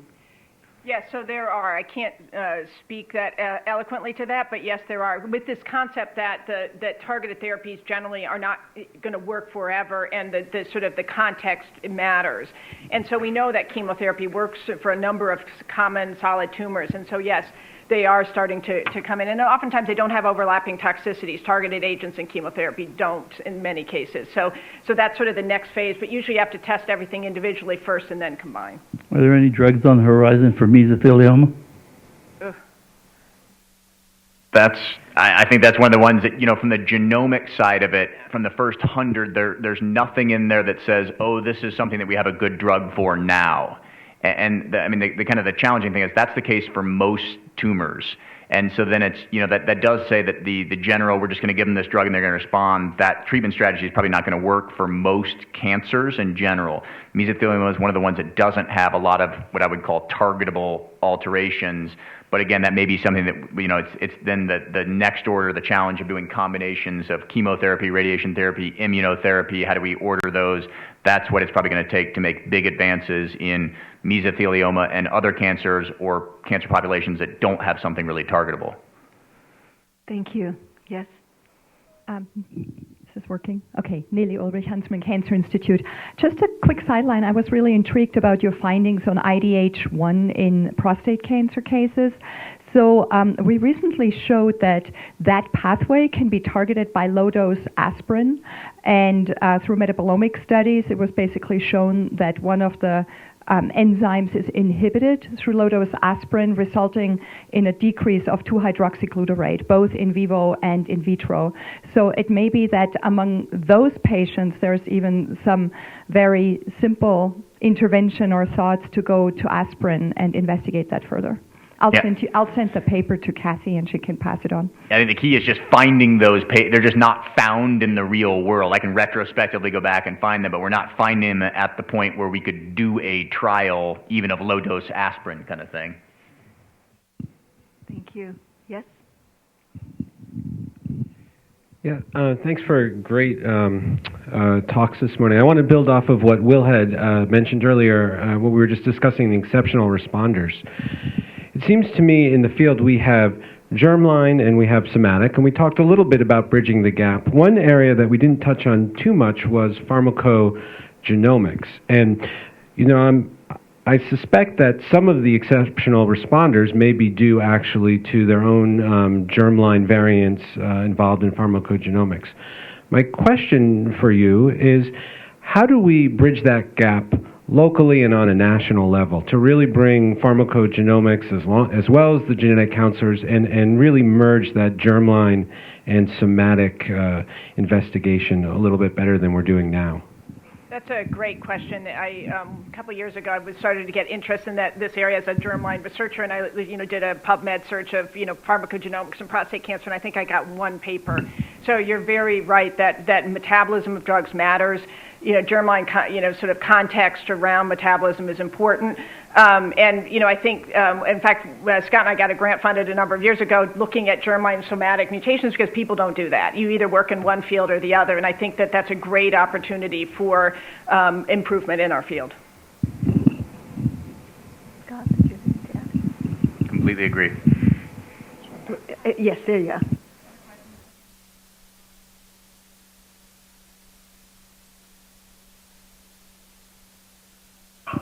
My question is about a little bit about the size of clinical trials and how that varies when the type of diagnostic application varies. So I think one of the ideas out there is that with precision medicine, you can enroll a smaller clinical trial so the economics are very favorable for companion diagnostics, not necessarily for standalone prognostic or monitoring diagnostic. And you'd mentioned clinical trial sizes, so I was wondering if you could comment on how the sizes vary by the type of, innovation that you're trying to develop.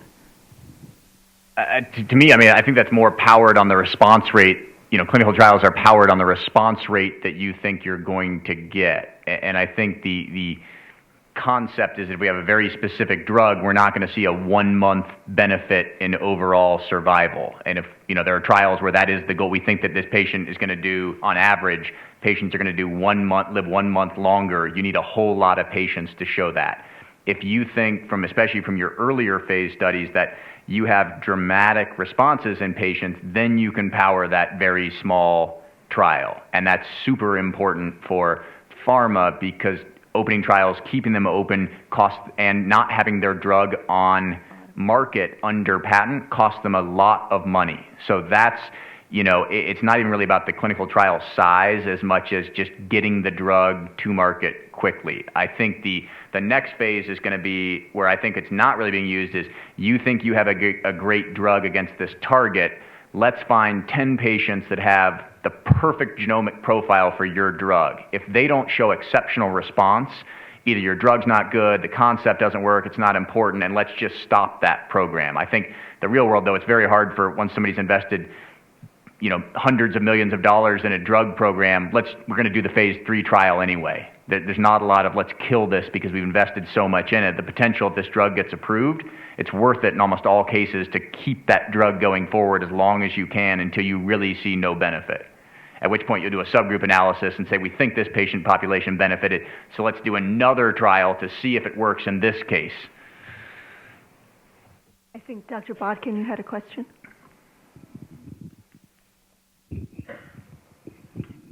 Is the mic here, please? Thank you.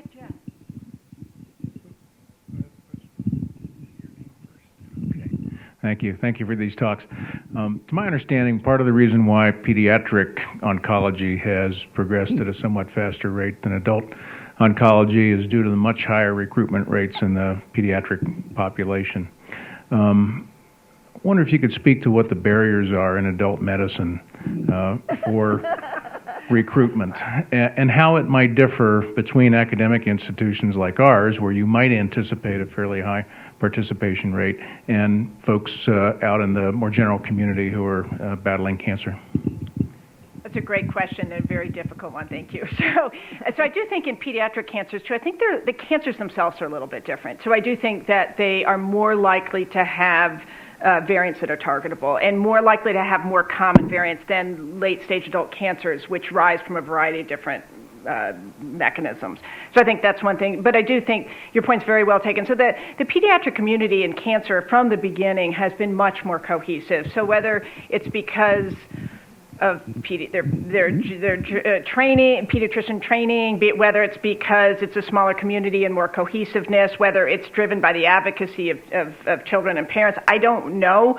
But the pediatric cooperative group mechanism has always had a much more cohesive group and much higher enrollment rates. As Scott alluded to, the average enrollment rate for adults in clinical trials is 5%, and the barriers are many. From access, most clinical trials are conducted in comprehensive cancer centers. Many patients don't have access to that. So there's barriers around socioeconomic factors. There's issues around inclusiveness. So it's huge. But I think it is a tremendously difficult problem. And if we don't start coming to consensus around how to improve that, it will remain a problem. I think one thing, just from as a pathologist, I can tell you that as a resident, when I would gross a pediatric tumor sample, I had to take frozen pieces of it. I had to do all this different stuff because that was what the children's group required for entry onto that. With an adult tumor, unless that patient's consented or they're part of our biobank, that just goes into formalin and we can't do the same kinds of studies. And I think that just speaks to that. We're going to do this and we're going to figure out how. I also think it's that how are we going to do incrementally better? We're going to try every combination, figure out how we can improve this. And I think in adult oncology, just to me, the model is more, we're going to find this home run drug and that's going to do phenomenal. And I think it's just a different model of how, I think that contributes to it.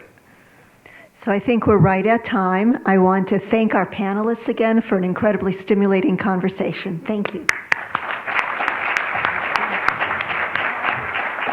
Thank you. And now we have a 10-minute break.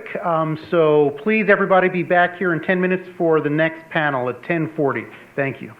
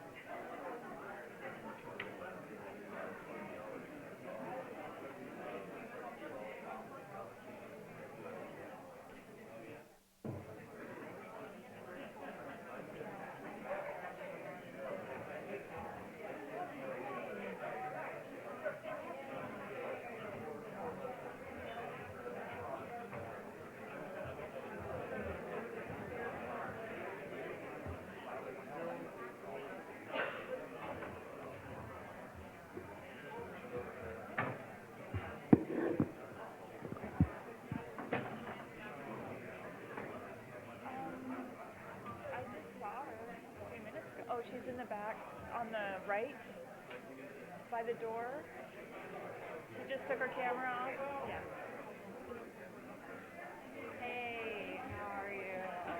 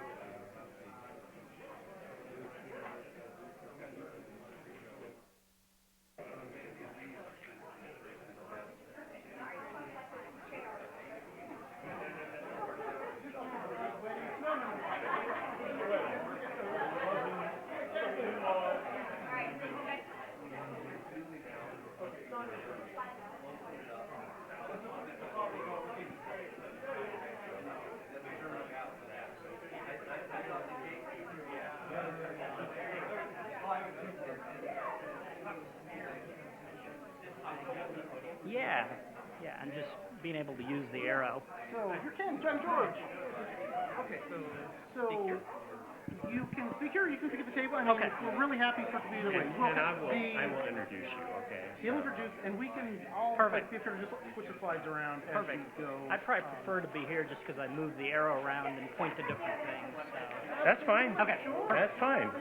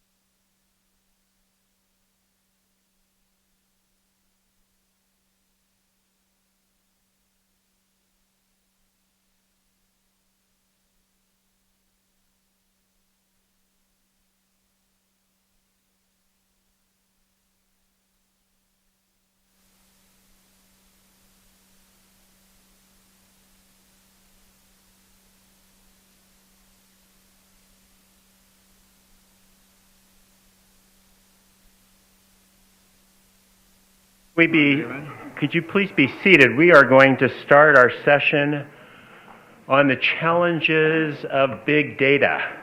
And I have the honor of introducing our moderator, Dr. Ken Kawamoto. Ken received his undergraduate degree from Harvard, got his M.D. and Ph.D. From Duke, and has been on the University of Utah faculty since 2011. He is currently Associate Chief Medical Information Officer, Director of Knowledge Management and Mobilization, and Assistant Professor of Biomedical Informatics. Ken, turn it over to you. Okay, thanks everyone. We have some great talks this session. We're going to start with Dr. Rakesh Nagarajan. Dr. Nagarajan is a founder and the Chief Biomedical Informatics Officer at Purion DX. He's trained as a physician scientist with deep expertise in molecular biology, molecular laboratory, and workflow techniques. He was also formerly associate professor at WashU, where he directed the Biomedical Informatics Core for the Washington University CTSA program. Thank you for your presentation today. I look forward to listening.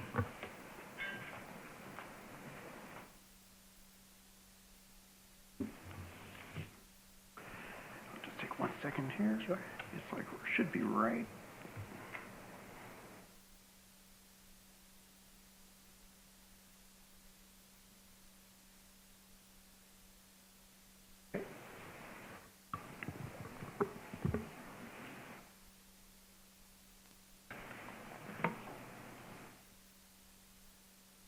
Great.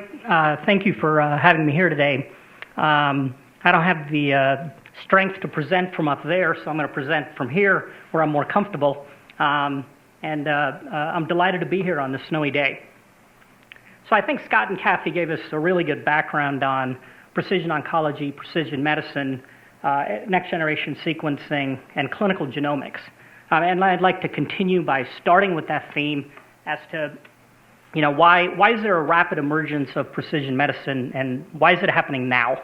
And Scott and Kathy are right. When we talk about precision medicine and what's different today, it's really next-generation sequencing applied clinically, and that's really happening due to three things that I want to highlight on this slide. That's technology of sequencing, so the cost and the capacity to sequence is dropping faster than Moore's law.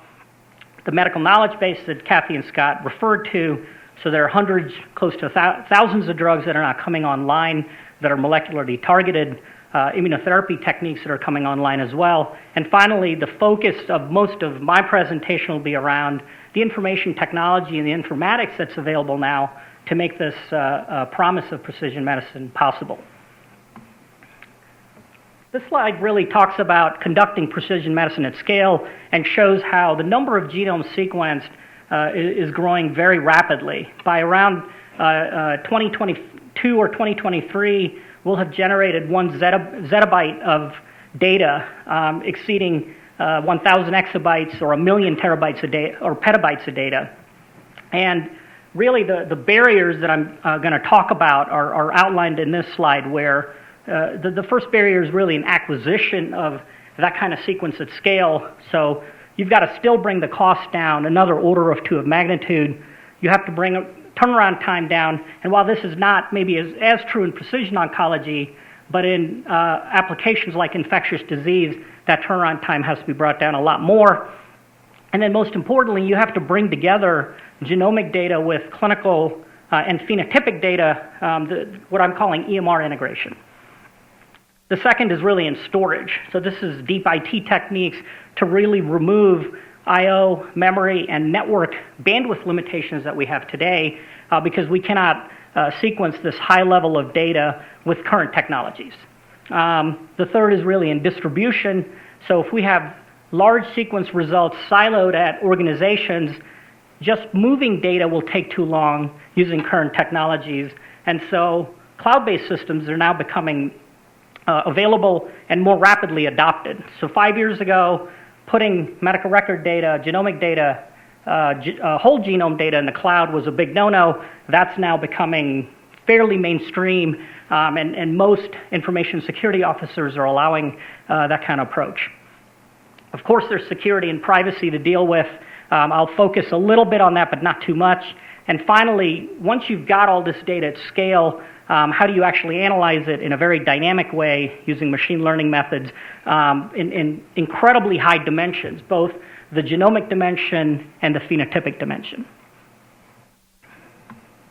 Okay, so really what I'll kind of walk through is the current state of the electronic medical record, the current state of clinical genomics, what standards exist, what data issues exist, how do we deal with this exploding biomedical knowledge base, or how do we leverage each other's knowledge in order to make predictions in clinical genomics.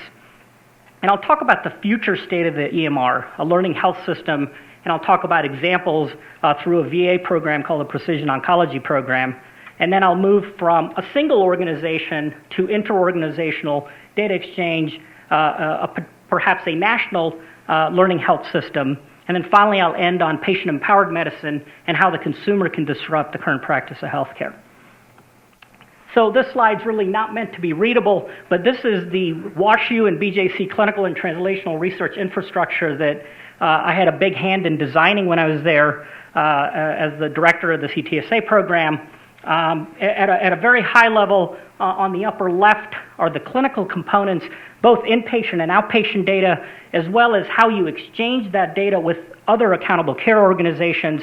That same data can be reorganized for research purposes, whether it's a clinical data warehouse, a clinical data management system, a biorepository system.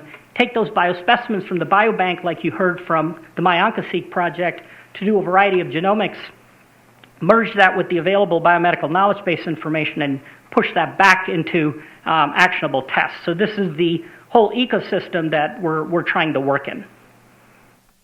Focusing on the EHR component only, this talks a little bit about the statistics or the size of the medical record. Again, the 13 hospital system that's part of the BJC healthcare system has about 6 million patients. This is data collected from back in 1988 and forward. There were discrete data around encounters, laboratory results, medication orders, things of that nature, but a lot of text documents too. So we'll talk about the free text problem here in a minute.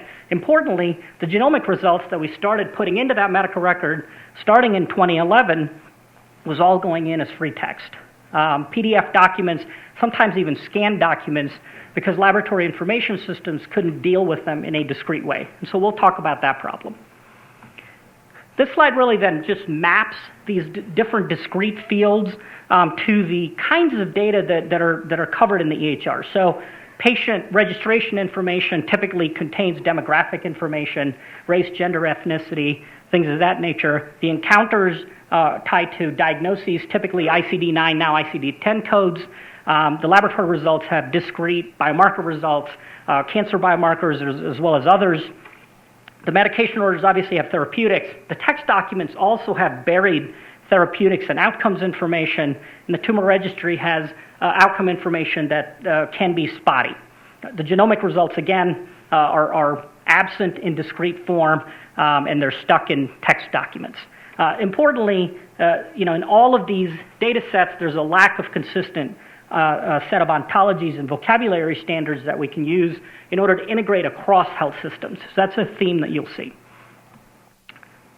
I talked about the tens of millions of text documents. So there's this large free text data problem, and this exists not only in the EHR, but also in the biomedical knowledge base when I get to that. And one solution is natural language processing, in which you can concept code reports using standard ontologies. And there's an example pathology workflow called CA-TIES that myself and Samir and others are very familiar with. There are technologies from IBM and others, including the basis for Watson that's using NLP. I want to focus just a minute on the messaging interface that exists in the hospital system, because much of data within the hospital system is really transmitted through messaging, and there are two prevailing standards. One, HL7, which transmits the majority of demographic encounters, laboratory results, medication order information. Imaging information uses a standard called DICOM. And of course, genomic results, again, are absent in that process. They have to be embedded in PDF, but I'll talk about a few emerging standards that could be used there. I'm going to switch gears and talk about now the state of clinical genomics through two examples. One is how broad is clinical genomic testing being performed in the country in oncology. These are results from CAP surveys that have been performed in 2014. So about 120 laboratories here responded and said they were going to do next-generation sequencing in oncology, and when asked what kind of tests they're going to do, the majority were doing small amplicon-based or hybrid capture-based tests, things that are clinically actionable today. Now, of course, there are many companies that will do much larger assays and academic organizations that are doing much larger assays as well, but the run-of-the-mill laboratory is doing more targeted panels, 40 to 50 genes. Our own experience at Perion is similar. So our customers, we looked at their results. There's 13 laboratories, 41 different panels.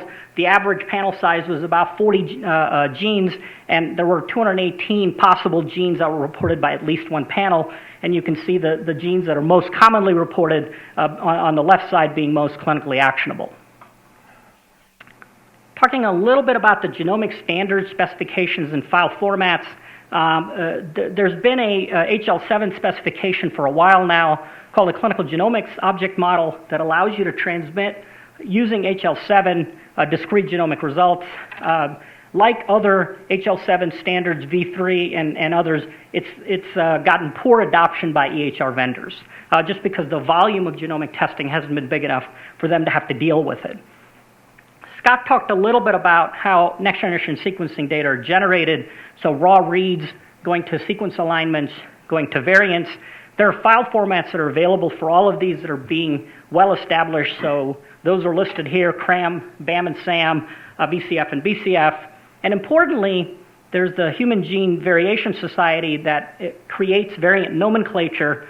In other words, how to create a human-readable nomenclature for that variant that'll be recognized by oncologists and geneticists at the genomic, cDNA, and protein level. Now this, I don't want to call it a standard, but recommendation has a variety of issues, and when you start to merge large databases, these issues can result in two variants that are named differently, but they're actually the same thing. And there are three examples shown here. One is that variant callers like to what's called left-aligned variants relative to the human reference sequence, whereas HGVS recommends right alignment, which means that you have to do post-processing after variant calling is done in order to right align and match to the HGVS nomenclature, because that's what may be published in the literature as you're curating that information. The second example is really showing an addition of a adenine between the reference sequence and the alternate sequence. This can be written as a duplication or an insertion, and again, if one person writes it as a duplication, another is an insertion, matching those across two different papers or two different clinical variant databases becomes difficult. The third example shows two different mutations, one a 6-base pair deletion, another a substitution that result in different protein syntaxes that are correct according to the HGVS nomenclature, but they don't get at the fact that this results in the exact same protein change and should functionally, therefore, act the same way. Going to the biomedical knowledge base, there's a variety of information that we need to bring together in order to interpret variants appropriately in the clinical context. So at the very basic level, there are different human genome builds that we have to deal with. So everyone must be on the same human genome build or use mapping approaches or crossover approaches to map variants across human genome builds. There are different gene, mRNA, and protein models, NCBI on this side of the pond, Ensemble on the other side of the ocean that are commonly used, and there are mapping strategies and problems there. There are a variety of minor allele frequency databases that you can use to determine when variants are common polymorphisms. On the research front, there are a variety of sources in oncology, Cosmic, TCGA, cBioportal, just to name a few, pathway-based databases that can be used in order to make inferences on a variant, not only based on the gene that it's found in, but also in which pathway it participates. There are now starting to be clinical variant databases that are coming out nationally. ClinVar, which I'll talk about a little more. Emory is publishing its variants that it's detecting in a clinical setting, as is Invitae. ARUP is doing the same thing. And this is now, these databases are now growing, but there are also conflicts between those databases. So who's got the right answer there? You've got to try to figure that out as you agglomerate this information. And then finally, there's actually content, again, in document formats. You've got the same free text problem. So either you've got to have curation or some combination of NLP and curation in order to get data from documents such as NCCN guidelines or ASCO guidelines or FDA drug labels, medical publications, and clinical trials. So at Pirion, we've done a few of these things through curation, and I'm just showing you some of the results here where we can actually curate information across all of the FDA drug labels. And again, for the genes that our clients care about, just starts to show you how many genes have approved drug labels, have guidelines, have at least one clinically relevant interpretation. So interpretations within our network are shared among clients so that someone identifying a variant at one site and writing an interpretation, that interpretation can then be used by another pathologist at another site.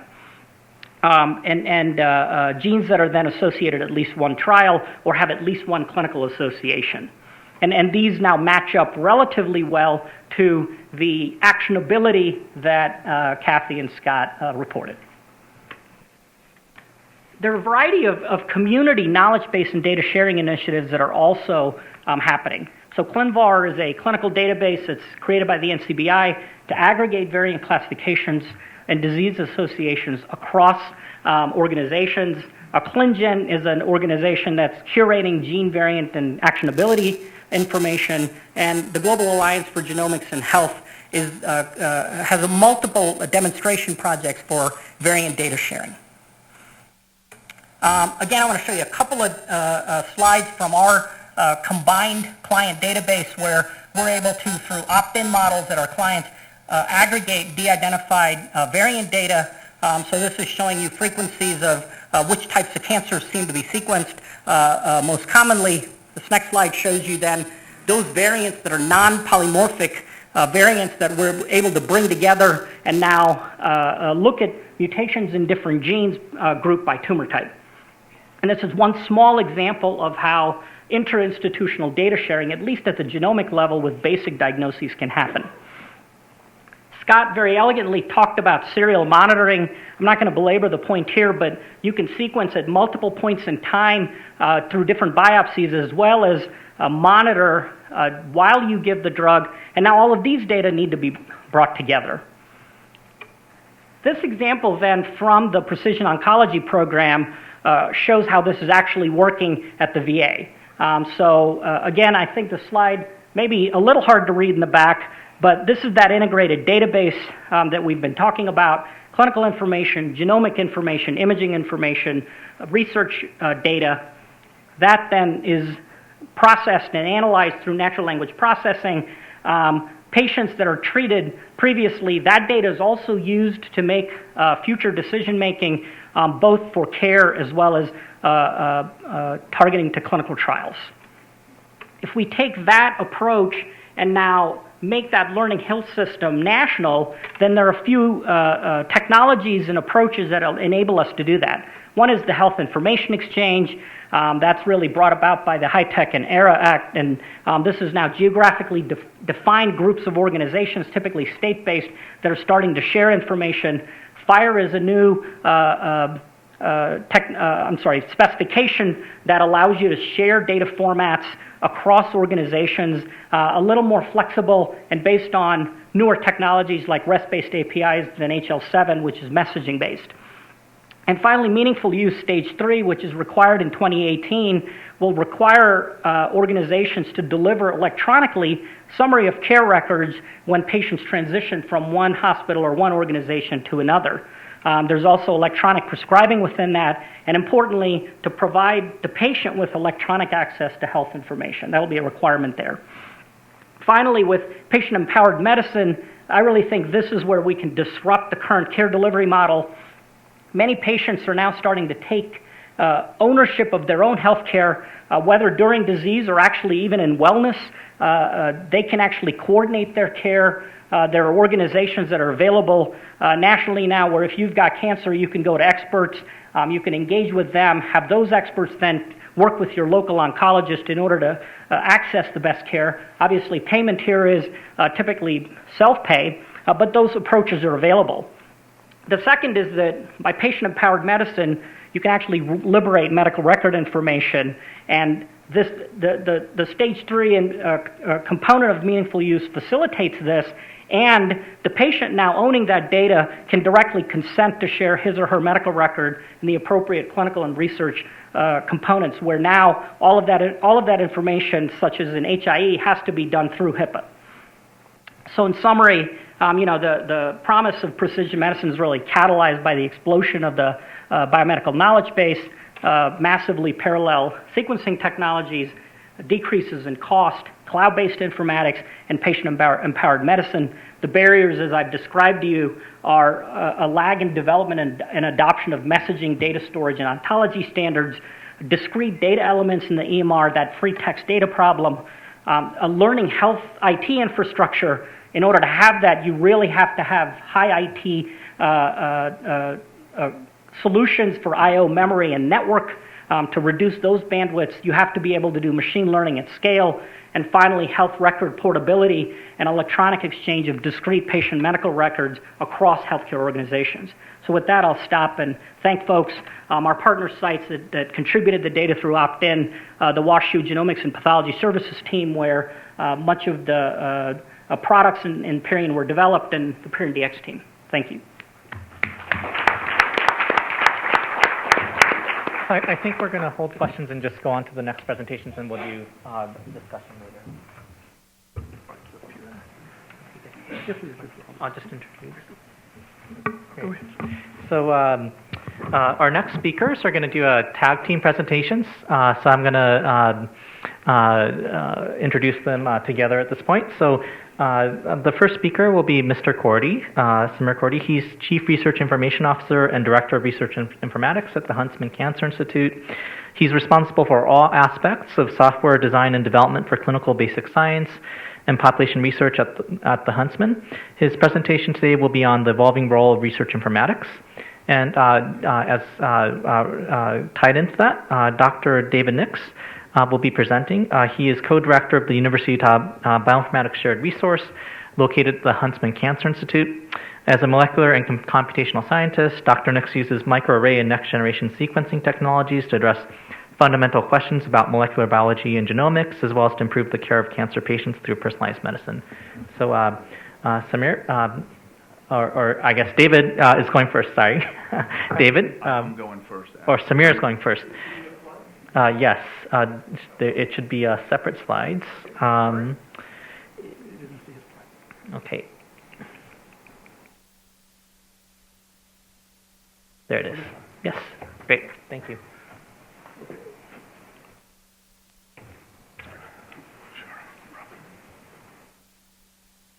Well, I'm glad I'm not the first one to break protocol from standing at the podium. I was happy to hear that Rakesh was going to do the same thing. I couldn't have pulled that off like you did, sitting down. So I think we've just identified the phenotype. Data geeks can't give a presentation sitting down.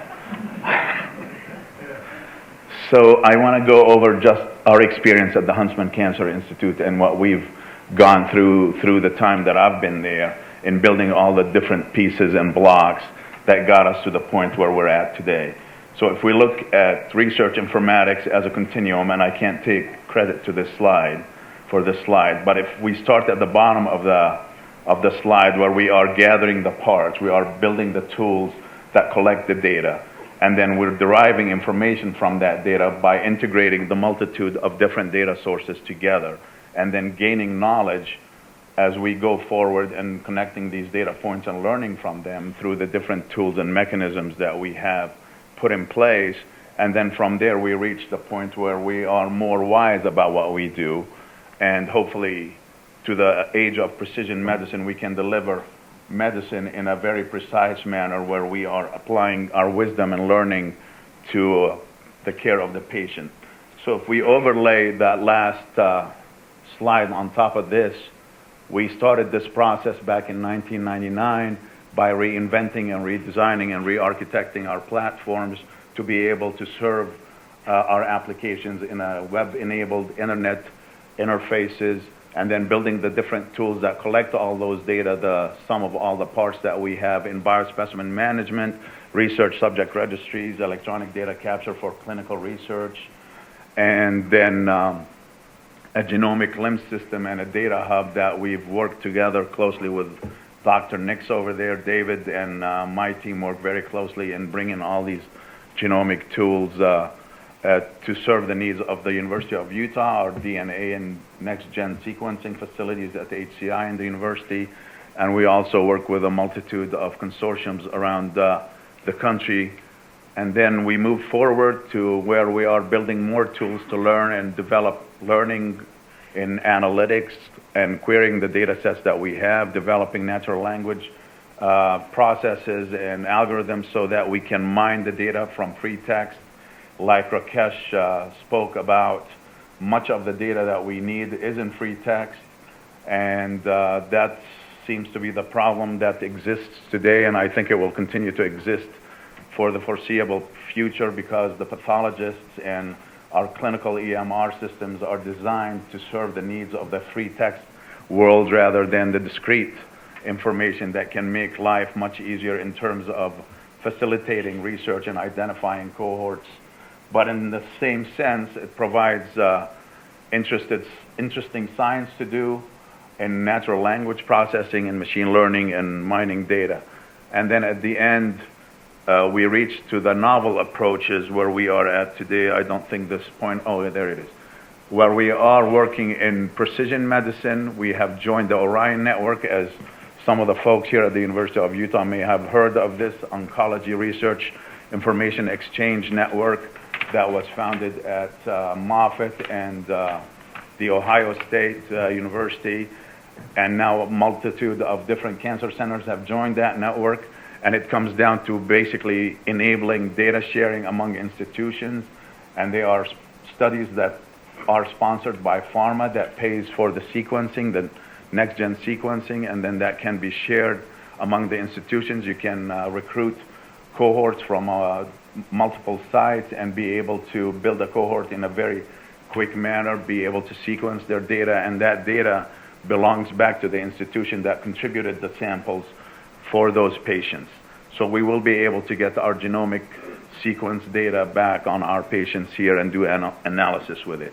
And then the last piece of this, which goes back to the free text problem, is we have a partnership with a company by the name of Flatiron, which is a company that was founded on the premise of taking data from free text or taking information from free text, making it into discrete data, and making it discrete by not using NLP, but rather using humans to do the curation and making that data discrete in relational databases.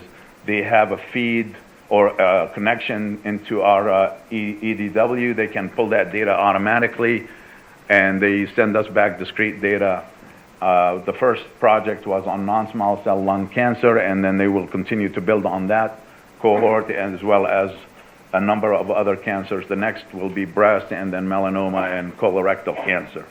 But that's a slow process. We augment that with the tools that we have within my team, and that is to do with the natural language processing. And I feel in the end we'll probably move faster than them because I think machines move faster than humans, and we'll be able to develop natural language processing algorithms faster than the humans in the Philippines can abstract that data. But then these are the tools that we put together, that the sum of all the parts create that information network within the cell in the middle that gives us what we need. That was when the world was easy, really. Now the world is a little more complex. And what we're dealing with today are a number of pieces. Precision medicine and clinical and translational genomics are up here in this half of the slide, and then we have The other piece here where we're bringing the phenotype information from the clinical records, and then the Orion network that facilitates research and data sharing among institutions. So those are the main three that I will talk about really quick. But this is not meant to be readable either. I think borrowing from what Rakesh said, it is basically our way of solving the problem in clinical genomics as it exists today. When we started this process trying to identify companies and software platforms that serve the needs in clinical genomics and translational genomics, we came to realize that no one company solves the problem for all of those different pieces. So one may be strong in delivering clinical decision support in clinical genomics. It does not fit well in the translational research paradigm. So we were looking and assessing multiple systems and groups, including Rakesh's Pyrean DX. But we reached a point where we needed to develop ways to access the data from our labs. Foundation Medicine is a next-gen sequencing lab that we send our solid tumor samples to. They do the sequencing on. We send tumor samples and blood biopsies to ARUP labs, and we also send them to Guardant Health. We are not doing as much with Caris or other labs at this point, other than research in the space of research. And then we bring that data together from the PDF is where the actual report is generated and gives you the actionable mutations and what drug therapies can be targeted towards those mutations, what variants of unknown significance exist within that person's genome, as well as the variant calling files, which are limited basically to what's clinically relevant for that company at the time. And I know David has to reprocess all those files so that we can get the depth of the variants outside of the clinically relevant variants. So we get the BAM files, the VCF files, the XML files. And now we have, this is the first project with Foundation Medicine where they can receive an HL7 interface. We're currently working on this project right now. They can receive an order from within Epic, and then we will receive the results back from Foundation. Through the Epic interface, our physicians can log on and see the tests and receive the report within the Epic system. Currently, they have to log on to different systems. Foundation has its own interface and portal where we can, I hope everybody can hear me. I notice I fade in and out. So with that, we will do the same thing with the other labs that you see up there. But Foundation is the most current right now with their technology. We are hopeful that eventually we will be able to send all of our tests to ARUP and keep it all in the family. And then eventually the data that we get will end up in genomics tabs in Epic. And then we will have these reporting databases that we can query and identify cohorts and link with our different data systems, and as well as being participants in the cloud where we will have much of our genomic data in the cloud for research. I have a sample here. I don't know if let's see. I wanted to show you what an XML file looks like here from Foundation. Is it not up there? Oh, well, forget it. It's not up there. It's on my screen here, but it's not on there. And now I can't advance. Let's see. I think this is box. Here we are. Okay. So I had a sample of a PDF report that Foundation sends back to us. And another aspect of those reports that they generate on these patients gives you the clinical trial eligibility for these patients, what clinical trials they can participate in for these specific mutations and drug therapeutics.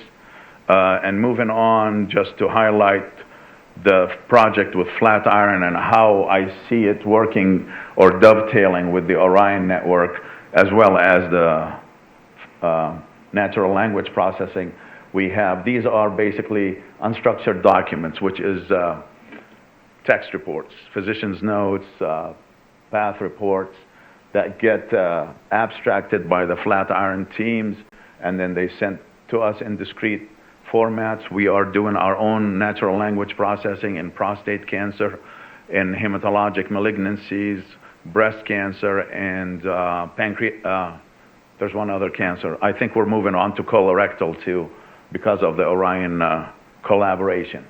And then that data can be fed into our clinical research repository or warehouse here, which can interface with the Orion network, feeding it discrete phenotype data on our patients and receiving data back from the Orion network. The clinical phenotypes will go into CCR, and genotype, discrete genotype information will go into CCR2. But we also have our genomics complex, and that is a data hub, data sharing system, as well as a LIMS system that the next gen sequencing facilities at the universities use. And then we also will link it to the IT BioPath or our biospecimen management system to annotate the specimens and relate them back to the genomic data and the clinical data on the patient. And that is all ongoing right now. And making a point of what Dr. Tomlins said earlier about, I compete in a very hard space, really, because these guys with computer science degrees and they don't have to have a Ph.D. or be a postdoc. They can go get a job at companies here at 50% what we can afford to pay them here. So the competition is getting really tough, and I am losing people very quickly in this valley. Imagine if we lived in the Bay Area, losing them to those folks over there paying twice or three times what we can afford to pay.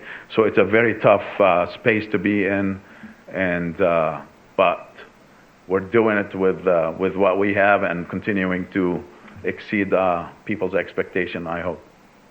Thanks.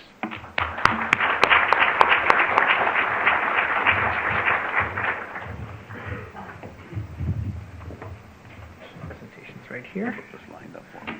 Stop.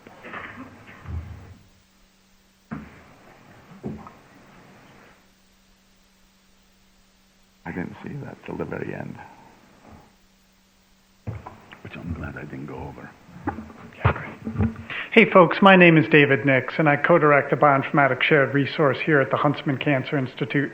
And I'm a computational scientist and a genomicist who basically take raw sequence data and turn it into something that's useful. And what I wanted to talk about today is to give you a little bit of a snapshot on what we're doing at the Huntsman Cancer Institute to basically move clinical genomic samples into a translational research program. So we basically have two sources of genomic data. We have those that are coming from research networks like that provided by Orion, as well as sample data that's coming from CLIA laboratories from like ARUP and Foundation Medicine. So Orion is actually a fantastic network of 13 cancer centers across the United States.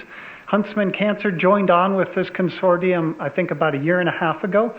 And we've worked out all the protocols for actually getting established and enrolling patients into this total cancer care research protocol. This protocol is key to solve one of the major problems that face us in genomics in basically getting access to both the clinical data and the molecular data. It does this by providing a uniform patient consent form that's used across all the cancer centers. It also provides an umbrella IRB at each of the institutions so that once enrolled, you can get access to the data. And it establishes a variety of mechanisms for sharing data in both a limited and a complex form between the institutions. And one of the programs I'm most interested in, at least from a bioinformatics standpoint, is something called Avatar.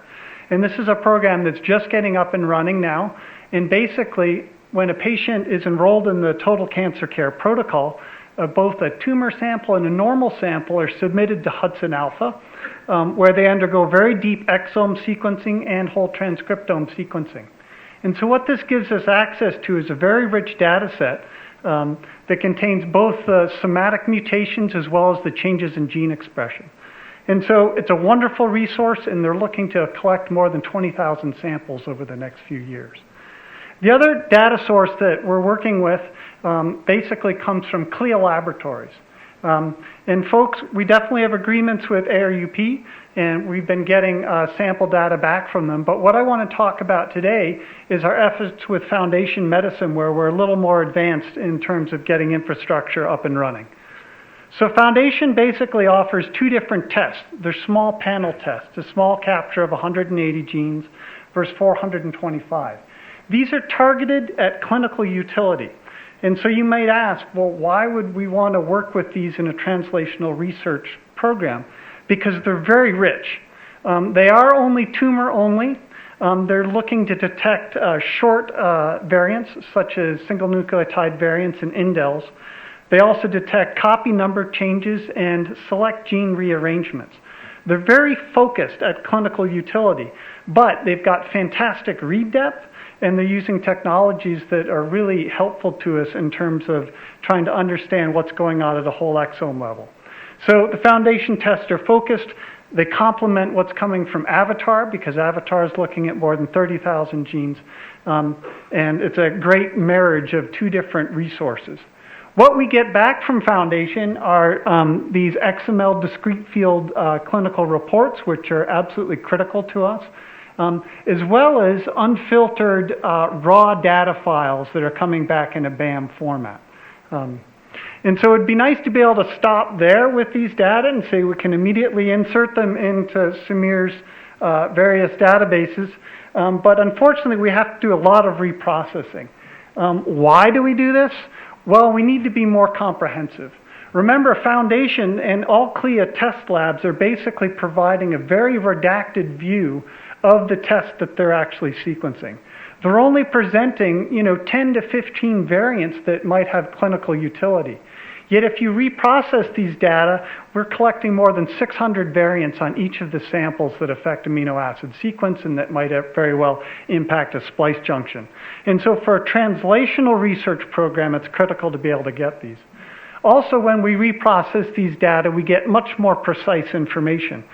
CLIA test labs are working in this HGVS nomenclature space. Basically, they're reporting things at the amino acid level and at the transcript level. Yet in translational genomics, we really need to be working in genomic coordinates. And the only way to get those with high precision is to reprocess the data. Two other reasons for doing is that we get normalized calls. Meaning if we're getting raw data from ARUP, or we're getting it from Foundation Medicine, or we're getting it from the Avatar program, by pushing these through all a common pipeline, we basically get normalized variant calls. And differences between these samples are not due to bias in the different analysis methods, but due potentially to differences in the biology. And so how do we actually execute these jobs? Well, we've got a fantastic resource here, the Center for High Performance Computing. I want to give them a plug. We're developing snake-make workflows that basically couple together the 24 different steps that are needed to go basically from the raw data all the way down to the arbitrated calls between the Foundation reports and what we're seeing through our pipeline, and producing a finalized VCF file that can be readily uploaded in data sets. There's challenges here. We don't get an exact match in terms of the variant calls we identify from those that are found in Foundation. And a lot of this gets to that there's different ways of representing variants. And if there's a slight change, as Rakesh has pointed out, the computer doesn't see that. It sees them as completely different. We're going to be working with these Avatar data. Remember, the Foundation reports only have tumor sequence. But Avatar provides us a germline sample. And so by combining these, we can actually re-annotate the variants that are coming from Foundation as to whether they're somatic and germline. There's all kinds of issues with developing and maintaining best practice pipelines, and that's something our core facility takes a lot of time to do. And clearly we have to have very strong automation, because as soon as you start modifying any of these steps, you basically have to reprocess your entire component of samples. And although we're looking at 700 Foundation reports, 400 from ARUP, these are growing at more than 60 a month. And as soon as we start seeing insurance companies funding these tests, that's going to basically explode. And so we're kind of in a golden period now where we hopefully can get our methods and our automation in place before we see a real deluge that's going to happen in terms of import of new tests. And I won't mention again, well, I'm going to very briefly, the screaming headache of free text clinical descriptions. Please, pathologists, clinicians, start using drop-down menus and ontologies. It's really something that's absolutely required. Okay, once you have this data, what are you going to do with it?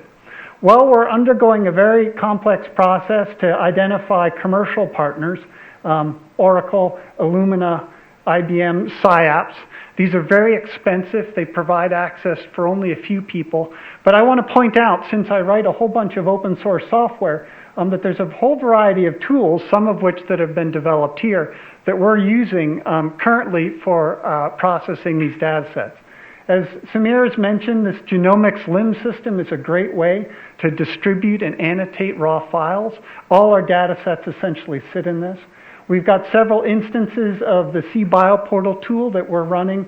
This was developed for the TCGA program. And the Orion Consortium is actually using a tool right now called Gemini that was created in Aaron Quinlan's group in the Human Genetics Department to do command line mining. And I'm going to put in a shameless plug for two others. BioMiner, which is a tool that's been created by our group that's actually part of a very large consortium for looking at pediatric heart disorders, but it's got direct application to tumor sequencing. We have an instance running here, but the data sets are getting too big. You know, this was built as an in-memory model, and we've been basically spending a lot of time going back now that we're looking at 9,000, 17,000, 30,000 samples, where we basically have to have tools that work on entire petabyte file systems, and that's what we're creating now. All right, so that's the speed talk. Here are some acknowledgments for folks that are in research informatics, so Samir Courdy's group, and I'm co-director of this bioinformatics shared resource, and these are some of the folks and what projects they've been working on. So thank you.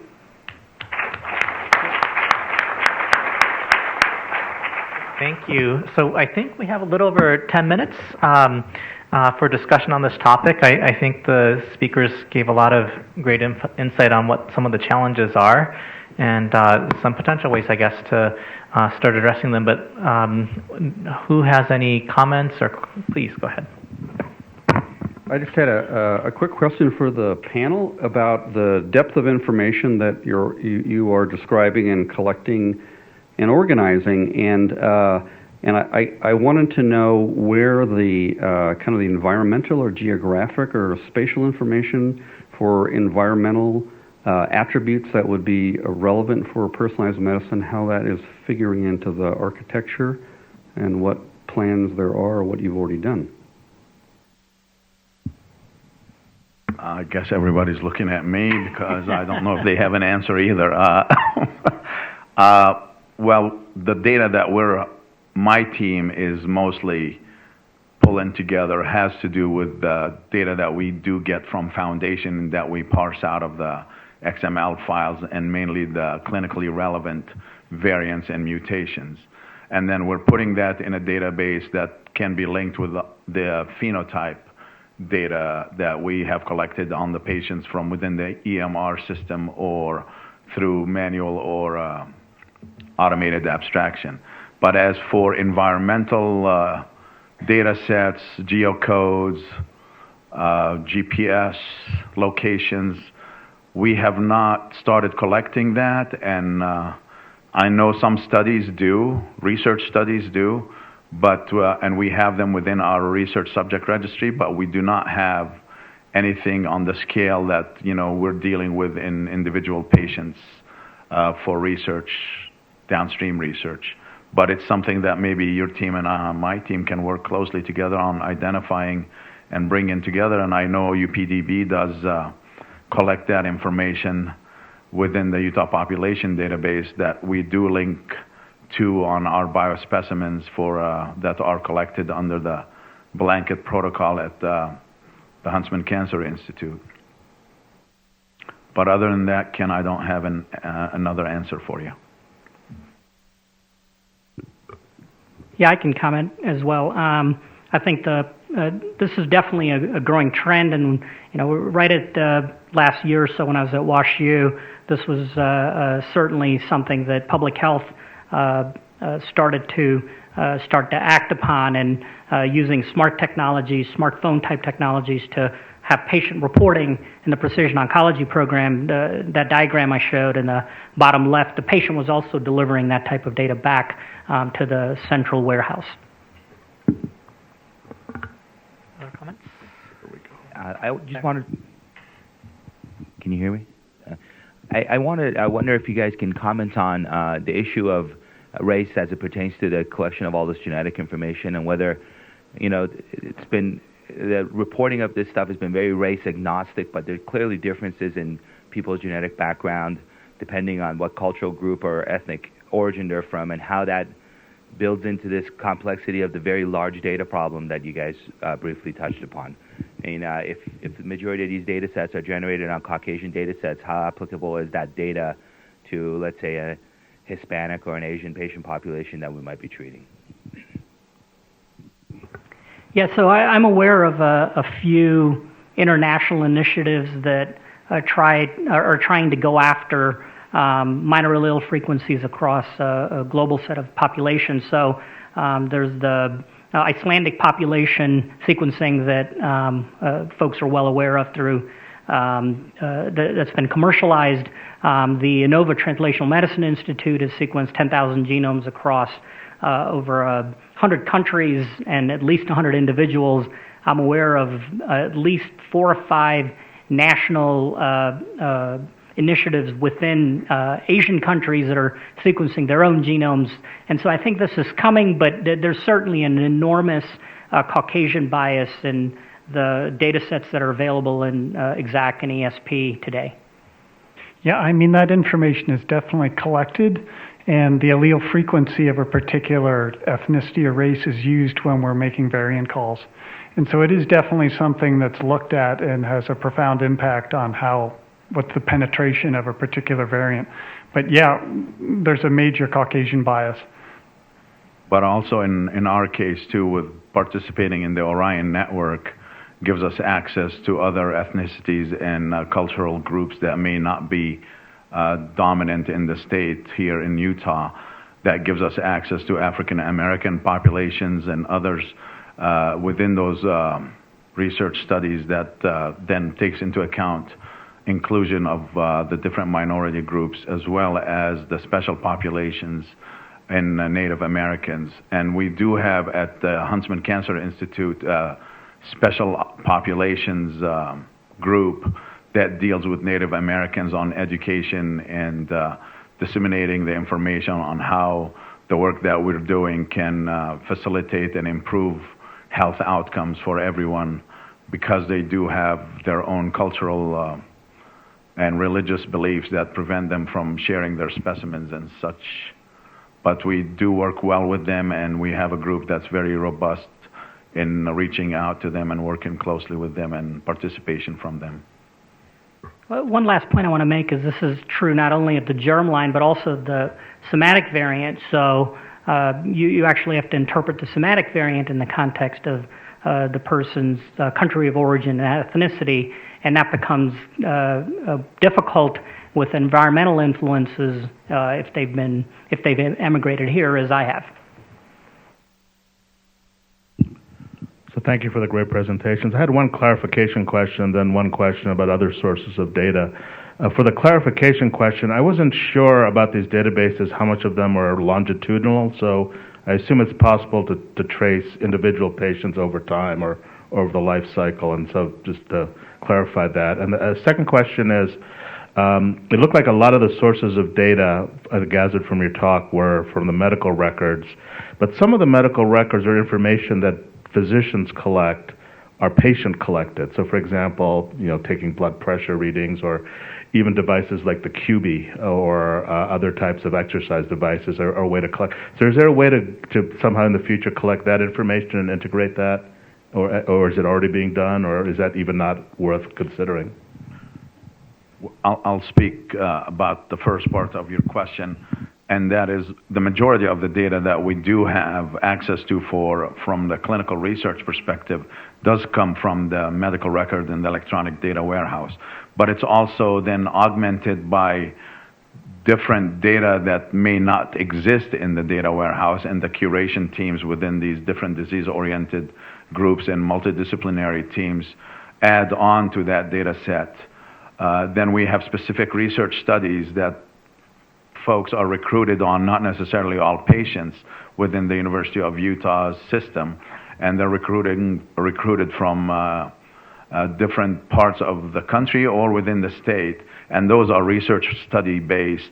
The genomic data that we have collected and are collecting, much of it now is coming from the clinical aspect, but we have generated terabytes of data from research.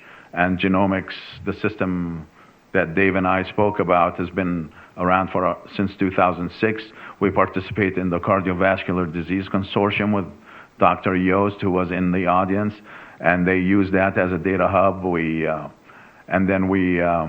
So a lot of that data is mostly research generated. Then the clinical stuff is coming from the EMR. And then we are looking at other tools and devices to interface with these mobile apps to try and figure out how we capture information on lifestyle and physical activity from individuals. I know Epic has started going down that path, as well as the Orion Network, I think, will start doing some of that work too. Yeah, I think to address your first point, so typically hospitals have, and I didn't talk about this at all, but patient disambiguation is a major issue in and of itself. So identifying that the person is the same person is a challenge, and medical record numbers at hospitals and enterprise-wide master patient indices across hospitals within an organization try to solve that problem as much as possible. Now, encounters are tied across through patient account numbers back to that medical record number, thus providing a longitudinal construct around that patient's medical record. And I think Samir's right. I think that not only in the research space, in this precision medicine space, but I think the participation by the patient using reporting techniques, using that smartphone, using things built off of that smartphone that can report phenotypic as well as quality of life type measures are going to be important in clinical care as well as research settings. And again, some of the last work I did at WashU with the public health folks started to do this, and that precision oncology program certainly is doing that. So I think we're almost at time. One last question. Dick Wrench, I'm a PA. Can you comment on the reimbursement as far as the insurance companies go, and also what does the indigent patient do in this instance if they come up with a cancer? Are they being evaluated as well? Yeah, so I think Scott touched on this in the first part of the presentation. You know, this is really in late-stage cancer where clinical genomics is being done. Typically, there's with private payers, our experience at Washington University was that there had to be a lot of peer-to-peer, over 200 private payers, but we were able to get reimbursement from there. CMS had not paid for 4 years plus. They finally came out with some recommendations for less than 50 genes. There are things for more than 50 genes. Now that's for Medicare, not Medicaid. So Medicaid is, I think, is not covered through that process. So it's a very murky world of reimbursement, and certainly the folks that are in disparate or not or economically disadvantaged don't have access to this. Great. Well, thank you. I think we're right at time. Please thank the speakers for me.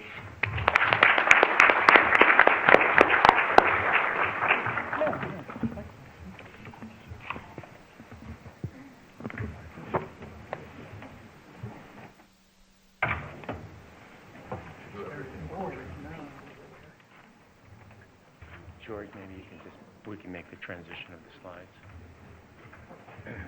No break this time. Yeah. Lunch is right on time. Lunch is next. So who's first? Are you going to speak up there?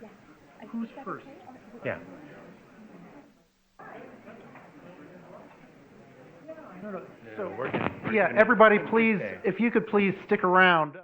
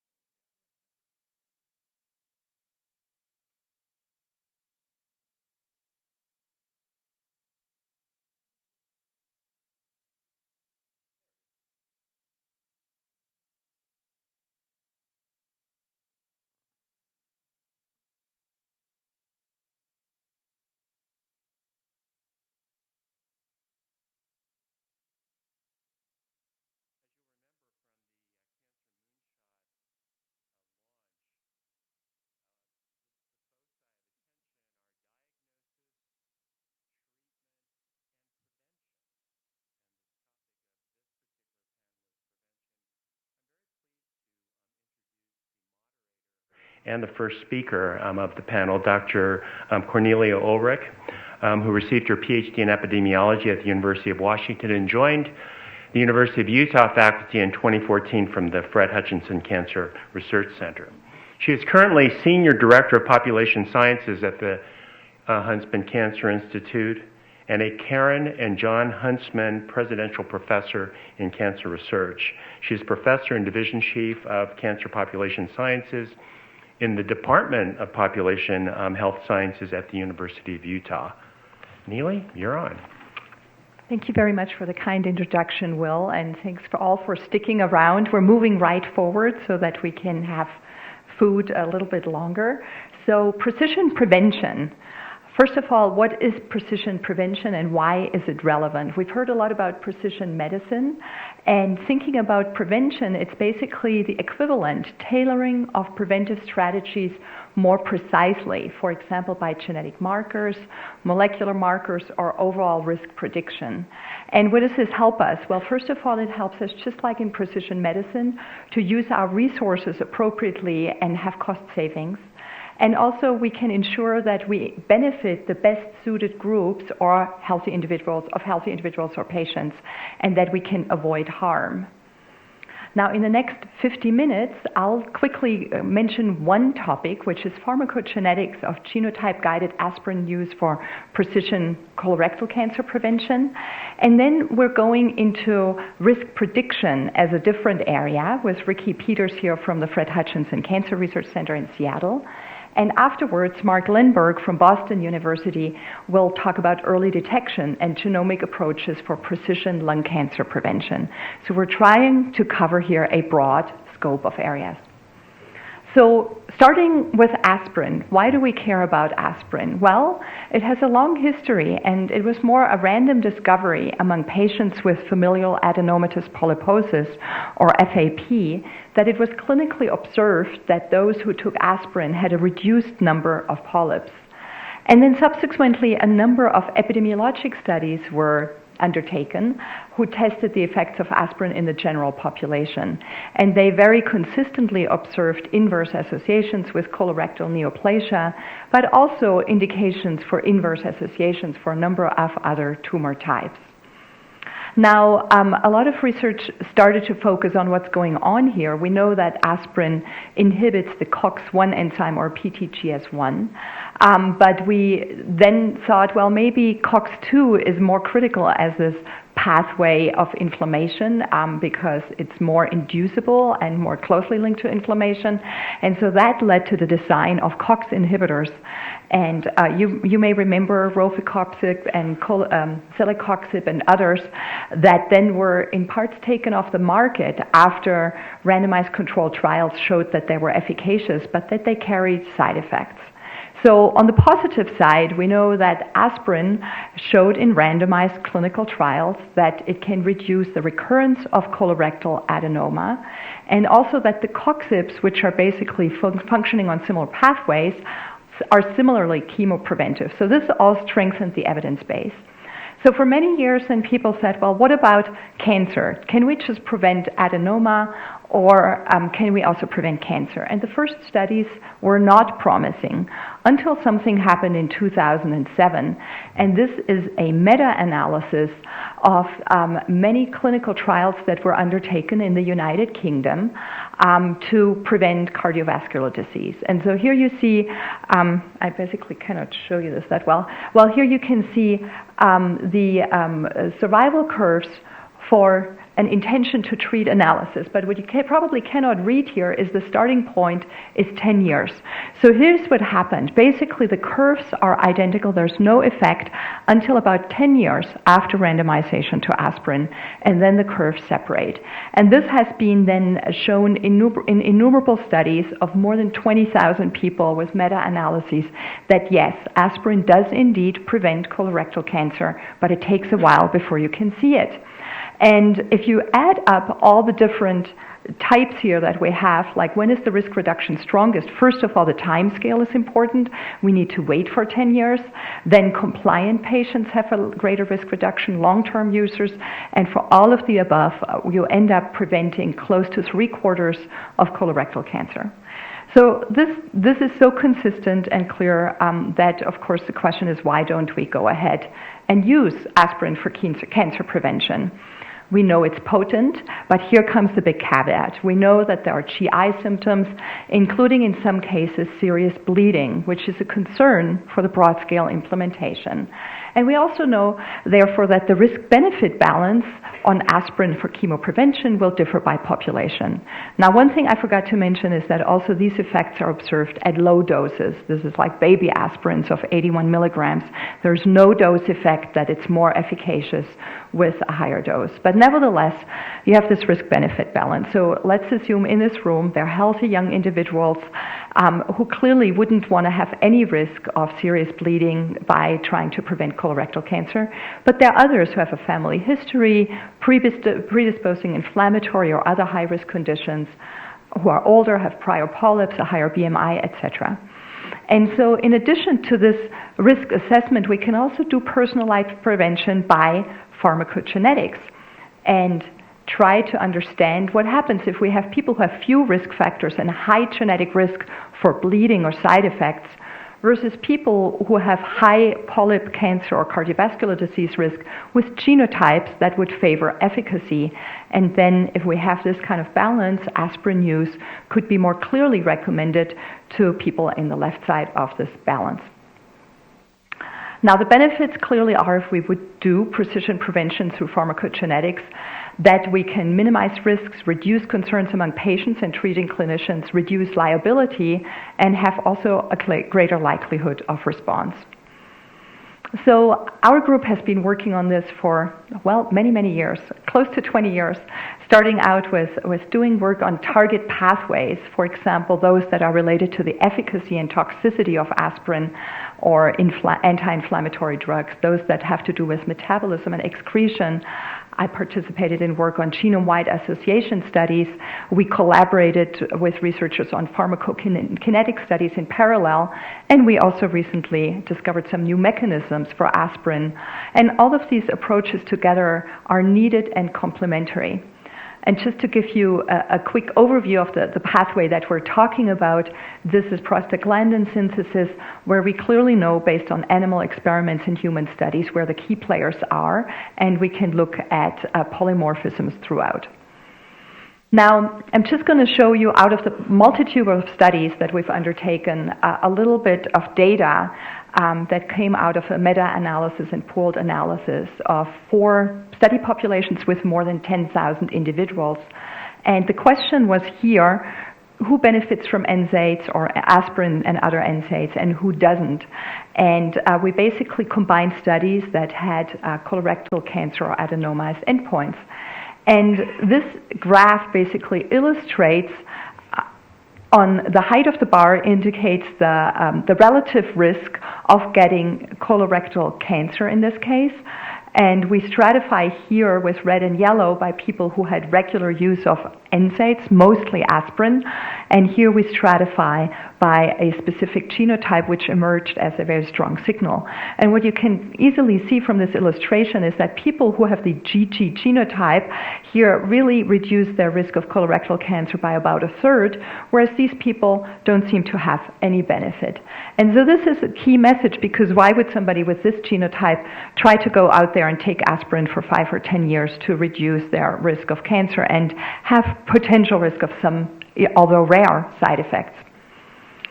So we have developed a score, and the signals are robust and replicate, and now the question is, when can we take them to the clinic? The few things that happened in the meantime or underway are cost-benefit analyses. So in the meantime, John Kuzic and others have done cost-effectiveness analyses of aspirin chemoprevention, and they showed that the benefits really show up at greater than 5 years of use of low-dose aspirin after the age of 50 to 65 years, and in this group, really the risks are outweighed. And we know also that among individuals with family history, there's even more immediate translation, and now the clinical guidelines do include aspirin as a potential way to chemoprevent among individuals with Lynch syndrome. And some work that's underway now here, thanks to ad hoc funding from the National Cancer Institute, involves the cost-effectiveness studies of aspirin precision prevention. This is work with Diana Brixner, David Staniham, and other colleagues here at the university. And our goal is basically to do a cost-effectiveness analysis of primary chemoprevention in CRC using genotype-guided aspirin compared to colonoscopy and aspirin in healthy individuals. And the data sources are manifold. We're basically using a population of 10,000 healthy individuals in the age group of 50 to 65 years, which is exactly the target that had been identified by prior cost-benefit analyses.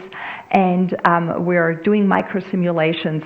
And here's the decision tree. You see it's becoming quickly quite complicated with a lot of different data on, first of all, trying to decide whether genetic testing is offered, what the response is, like whether we have a positive predictive chemo response or not, and whether or not individuals then use aspirin or not. And we also integrate this with colonoscopy screening. So this will help us to understand from a cost-benefit perspective whether we can do precision prevention for aspirin in the population and to what extent the different characteristics of genetic tests, etc., play a role. And that's what we learned through sensitivity analyses. So we're very excited about this work. So just quickly to summarize, I think I showed you that aspirin indeed can prevent colorectal cancer. It has some side effects. Pharmacogenetics can be relevant in metabolism and excretion, prevention efficacy, side effects and toxicity. And before we move forward, we can use personalized prevention through pharmacogenetics. And what we really need here is also looking at the risk of bleeding versus benefit. So in the future, we hope to have a blood test that helps patients and clinicians make informed decisions on whether to recommend ASS for colorectal cancer prevention. When we're talking about future, sometimes I feel like we have the long-term future, but I really hope that with all the developments that we have in the room also and in the discussions is that hopefully this path to personalized or precision prevention will be a little bit faster. And with that, I would like to thank just the many, many, many people that have played a role, and only the key investigators are listed and shown here. Ricky Peters is part of or leads the GECKO consortium and has been very supportive. And we have my prior group at the National Center for Tumor Diseases, as well as my current research group at the Huntsman Cancer Institute. So thank you all for listening. And with that, I would like to move this over to Ricky Peters, who will, let me first introduce her while we get the new slides. So Ricky Peterson has worked with me at the Fred Hutchinson Cancer Research Center for many years. She came with her Ph.D. from Germany, from Kiel, then did a postdoc at the National Cancer Institute and also a degree, I think, in North Carolina. And she is now a full member at the Fred Hutchinson Cancer Research Center, a research professor at the University of Washington, and most eminently, she has done the tremendous task of pulling people together in large consortia and keeping them organized and doing stuff. And we'll hear about that both in particular from the GECKO consortium, but she's also playing a leading role in the CORRECT consortium. So thank you, Ricky, for being here. Delighted to have you. Thank you for inviting. Is it on? Thank you for inviting me. I nearly gave a really nice introduction about physician prevention, and I think that is really a good leeway into my talk. I will mainly focus on colorectal cancer and show what we really, with everything we have done so far, we really can do at this moment, and also give a little bit glimpse in the future where we're heading to in terms of preventing colorectal cancer. I first want to acknowledge Lee Su and Jihan Jan, who are really key investigators on the data I'm showing and the analysis I'm showing. Colorectal cancer is one of the leading causes of cancer in the U.S., and as most cancers, it's particularly deathly when diagnosed at a late stage.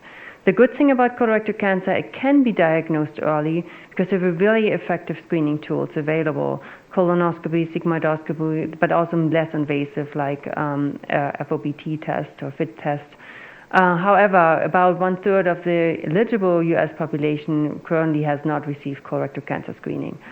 The screening is currently, the recommendation are only based on age and family history. And we know, for instance, that colorectal cancer rates generally decline thanks to the improvement in screening and increased uptake. However, the population below the age of 50, colorectal cancer rates actually increase, and many of those have no family history. So they're currently not eligible for colorectal cancer screening. So our aim was to build a comprehensive risk prediction model that can be used to more effectively stratify people in high-risk groups for screening and also identify high-risk groups for interventions like use for NSAIDs that Neely mentioned, but also dietary intervention or other lifestyle interventions. So we want to bring in not just family history and age, but also all the known GWAS loci. These are the genetic risk loci we have identified through many years of hard work screening through the genome.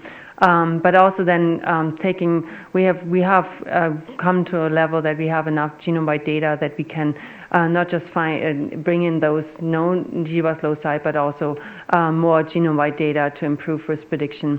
And then also bring in a lot of environmental and lifestyle risk factors that we have discovered over more than a couple of decades, as well as control for endoscopy. This work is mainly done in GECKO in collaboration also with Correct. And GECKO, just to give you a brief overview, it's the largest molecular genetic consortium that's existing. We initially started really looking at common genetic risk factors for colorectal cancer, and we're also interested in testing for environmental, lifestyle interactions. Based on these data that we have collected, we have them all individual level data harmonized at the Coordinating Center, which is at the Fred Hutchinson Cancer Research Center. We have extended substantially. We're now looking at rare variants, doing whole genome sequencing. We also interested in survival and have some clinical trials enrolled and harmonized survival data, and also doing tumor sequencing of about 4,000 samples. Our resources keep growing and hoping to extend further. But I really focus on risk prediction modeling. So what have we learned from the GWAS analysis, the genome-wide association test studies?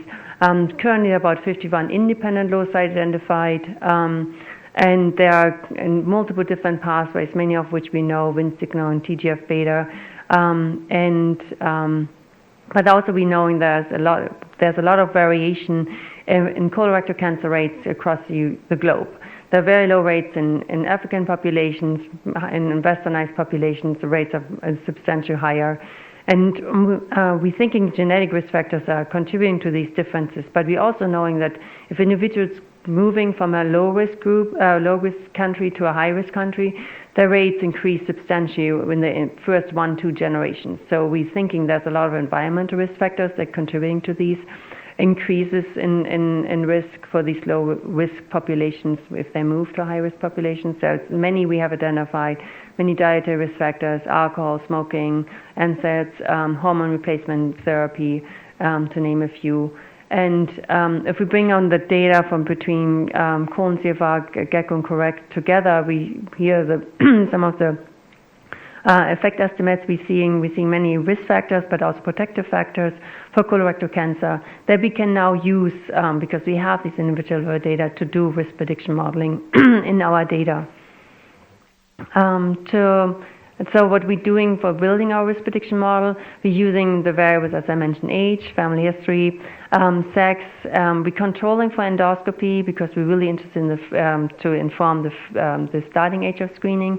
And then we're building a genetic risk score of all these 51 genetic loci we have identified, and we're adding them basically together. How many, any person can have 0, 1, or 2 risk loci, and we're building a combined risk score. And we're doing the same thing for the environmental risk factors.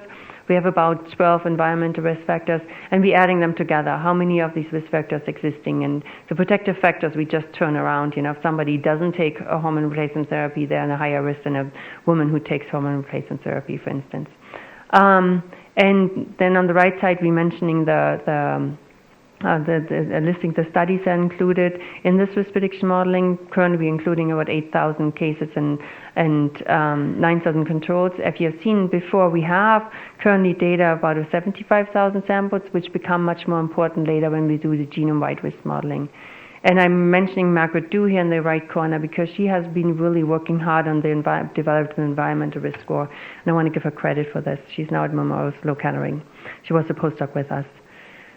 For the analysis plans, we're using logistic regression as a starting point, and then we're assessing the model performance with AUC curves, which is generally used, and then we're using absolute risk models using CO data, accounting for the competing risk to get at our questions. Really, we want to use the absolute risk to see how we can form the starting age of screening, to see if there's differences depending on the risk in the population.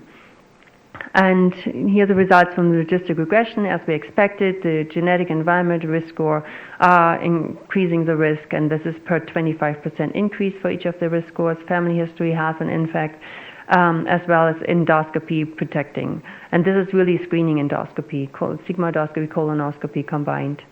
If we're now building the AUC curve, you can see if we only use family history in the model, we get an AUC curve that's barely above what we expect by chance. And if we by chance, the AUC would be 0.5. Now with family history, 0.53. But if we're adding the genetic risk score and the environmental risk score, or both together, it substantially increases to 0.64, 0.63. And these ones are significantly different from the family history model by itself. If we would also include endoscopy, it would further improve the risk prediction modeling, but this is really not our question. We really want to see what happens for how we can inform the starting age of screening. So we're adjusting for it, but we don't include it in the risk prediction model in the endoscopy. This is how the 10-year absolute risk look different by the different risk groups. So we have on the left side, the gray bars is just if we have family history, yes, no. This is for a 50-year-old man on the left side, woman on the right side. And you can see family history by itself, we don't have a much differentiation. But if we go to the risk score with family history and the environmental and genetic risk score, we see a much bigger differences between low risk groups and high risk groups. And this is for the 50-year-old. We get even more increase in risk or differences in risk if you could look at a 60-year-old man or woman. They're going in between 1% or 0.5% to 7% a risk to developing colorectal cancer in the next 10 years. So there's a group that has a chance of 7% to develop colorectal cancer in the next 10 years, which is pretty high. That's really something where you really want to do certainly for colonoscopy. But then there's a group that has much lower risk, 1% about developing colorectal cancer in the next 10 years. For women, we have overall lower risk because they tend to have lower risk than men. And here, this is the same what I just showed you for the 50-year-old person, just in a table format. And I want to highlight here an example. The first red bar shows you a person that is in very high risk and didn't go for endoscopy yet. A person is in the 90th percentile of the genetic environmental risk score and has a positive family history. For a man that has close to 4% risk to develop colorectal cancer in the next 10 years. If you now look at, if it's a 50-year-old man, if we now look at if the same risk score, but this person went for endoscopy, the risk reduces to about 10 or 1% to develop colorectal cancer in the next 10 years. So going for endoscopy can really reduce your risk substantially. So this was really excited us to say, now let's see how we could inform the starting age of screening.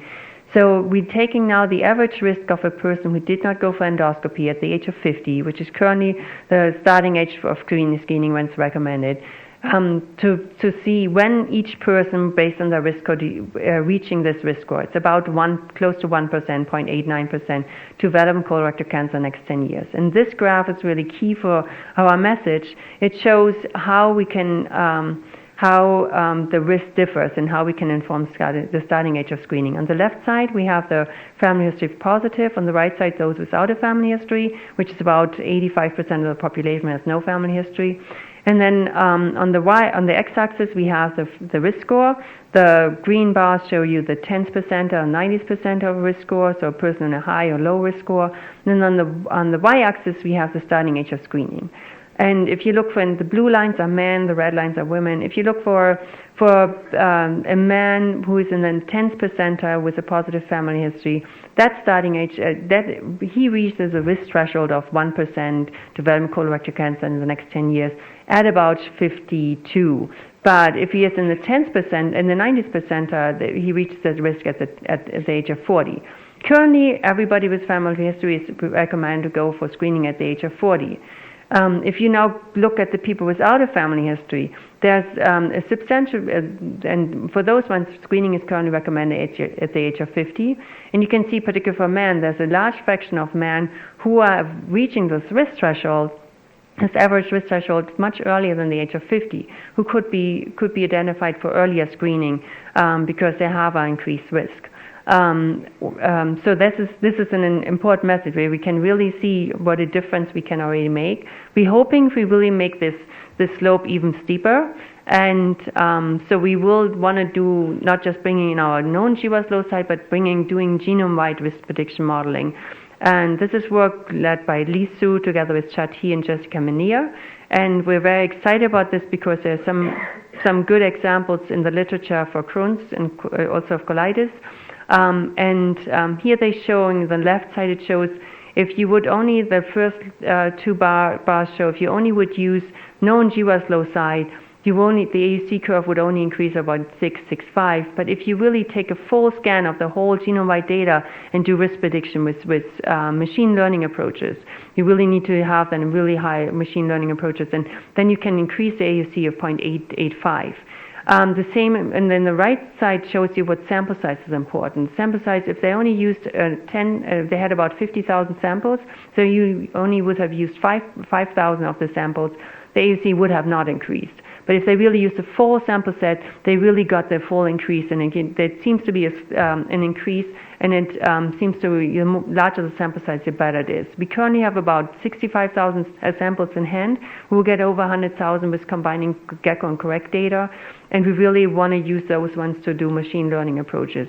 We have done the first attempts, a very simple lasso regression, which has not been working well. So we were thinking we will have to try a couple of different machine learning approaches to increase the risk prediction. We're knowing there are many different steps that we really need to take to bring our work of personalized screening and intervention to public health practice and clinical care. Definitely we would like to improve the risk prediction modeling further. We also will try to test it in a community base and look at for advanced adenomas, which is particularly important because most of the biomarkers we are currently using, they can detect colorectal cancer, but not adenomas, which we really want to detect. We want to detect adenomas and take them out before they can develop to colorectal cancer, which is the beauty of colorectal cancer. We really have a screening/intervention tool that can intervene before it develops cancer. And we have a collaboration with Kaiser Permanente cohort. We have a grant that scored in the 6th percentile. We're hoping it gets funded so we can do this work and expanding to adenomas. And we have some good data that shows that our risk prediction model should work very well for advanced adenomas. We also would like to bring in a biomarker to further improve the risk prediction, which we thinking biomarkers are more short-term measurements, whereas genetics is really lifelong measurement of risk, and then the environmental lifestyle risk factors are kind of intermediate measurement of risk. So we get a combined measurement of an improved risk score. And then, of course, we need to do validation and cost effectiveness analysis, and we're working with the CISNET group together on this. And then we need to do more ELSI work, risk communication, and then we really need to do a prevention trial to show this. Just in summary, the genetic risk score that we have developed based on environmental and genetic risk factors can improve significantly discriminatory accuracy. It can refine the starting age of screening, and it can identify high-risk groups. And we're hoping that our genome-wide approaches with machine learning will improve us to help further to improve the risk prediction modeling. And we will have to take a number of steps to really get this into public health practice and clinical care. We are aware of it, but we will be taking step by step.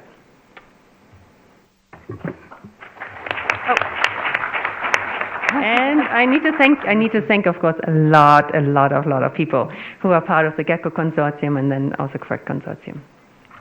Well, thank you very much. We're going to hold questions until the end. So now it's my great pleasure to introduce our last speaker, Mark Lindberg, who is professor of medicine in the section of computational medicine at Boston University. He received his Ph.D. from UCSF in biochemistry in 2000 and then joined the faculty at Boston University in 2002. And he has done some outstanding work on precision lung cancer prevention using biomarkers for early detection. And I'm going to look forward to hearing from you, Mark. Thank you. Well, thank you very much, and thank you for the invitation, and I've really enjoyed the morning so far, and I'm really excited to tell you about some of the stuff we've been doing. Financial disclosures, I'm not going to talk about stuff related to these financial interests very much, except a little bit, sorry, does this work? No. The lung cancer biomarker work has been commercialized now by a company called Veracyte, and some of the work we're doing in assessing sort of lung cancer risk is being funded by Johnson & Johnson. Yeah. Is that better? You can use the top button to, okay. to point if you like. Oh, the very, no? Maybe on the side if you close it. Yeah. Okay. Excellent. Thank you. All right. So lung cancer is the number one cause of, is the leading cancer diagnosis in both men and women. It's the second leading cancer diagnosis in the U.S., and it's the number one cause of cancer death. And so it's a big problem to try and figure out how to prevent lung cancer. There's been an idea that early lung cancer detection leads to lower mortality. This is sort of similar in a lot of cancers. And so one of the take-home messages that I wanted to give today is this idea that early cancer detection in some ways is a form of cancer prevention. It's the prevention of incurable disease.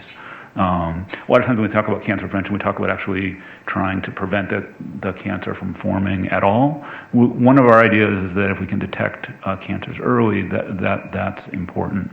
One of the challenges with these kinds of survival graphs is a little unclear whether or not you're just detecting the cancer earlier and it will eventually kill you, or if actually the early detection does lead to a overall mortality benefit. We now have really good data for lung cancer, that lung cancer screening can reduce mortality. So this really drives home the idea that early detection can lead to better outcomes for people with lung cancer. The thing that is incredibly challenging is that, that's lung cancer screening by annual chest CT in folks that meet sort of eligibility criteria, age, certain amount of smoking, etc. The incredible challenge with screening by imaging is that the number of patients over the course of screening that have some screening abnormality, some nodule on the chest CT is incredibly high. It's about 20% of patients who are screened will have an imaging abnormality, and the vast majority of those are not cancer. Only 4% of the nodules that are detected are actually cancer. So this creates an incredible problem as to how do you identify those individuals that have something potentially concerning for lung cancer on their chest CT, how do you identify the very small fraction of those people that actually have cancer? And so sort of the second idea, big idea, is that at least in the context of early detection, the idea of sort of like precision prevention, would be the integration of molecular information to guide the diagnostic workup, to try and figure out which of the 20% of people that are screened, which of the small fraction actually have cancer using molecular information. And the reason that's important in lung cancer, as I just said, is that imaging itself has a very low positive predictive value for lung cancer. Right, and this idea that a definitive diagnosis for lung cancer is always going to be based on a tissue diagnosis. And so what you have to figure out is, of all these people that have screening abnormalities, which one should you send to more invasive diagnostic procedures? And so really the idea in our lab is that we can identify, or we're going to try and identify molecular signals in more readily accessible tissues to help guide the decision of who should go in for a more invasive diagnostic procedure, and which individuals can just be followed by repeat imaging to see if the imaging abnormality resolves. So I'm going to pivot a little bit first to talking about what happens in the setting of bronchoscopy, because this is where we have the most developed work, and then I'll talk a little bit about coming back to ask that very specific question. So in those individuals that do go on for a more invasive procedure, one of the most, usually a first line invasive procedure is bronchoscopy.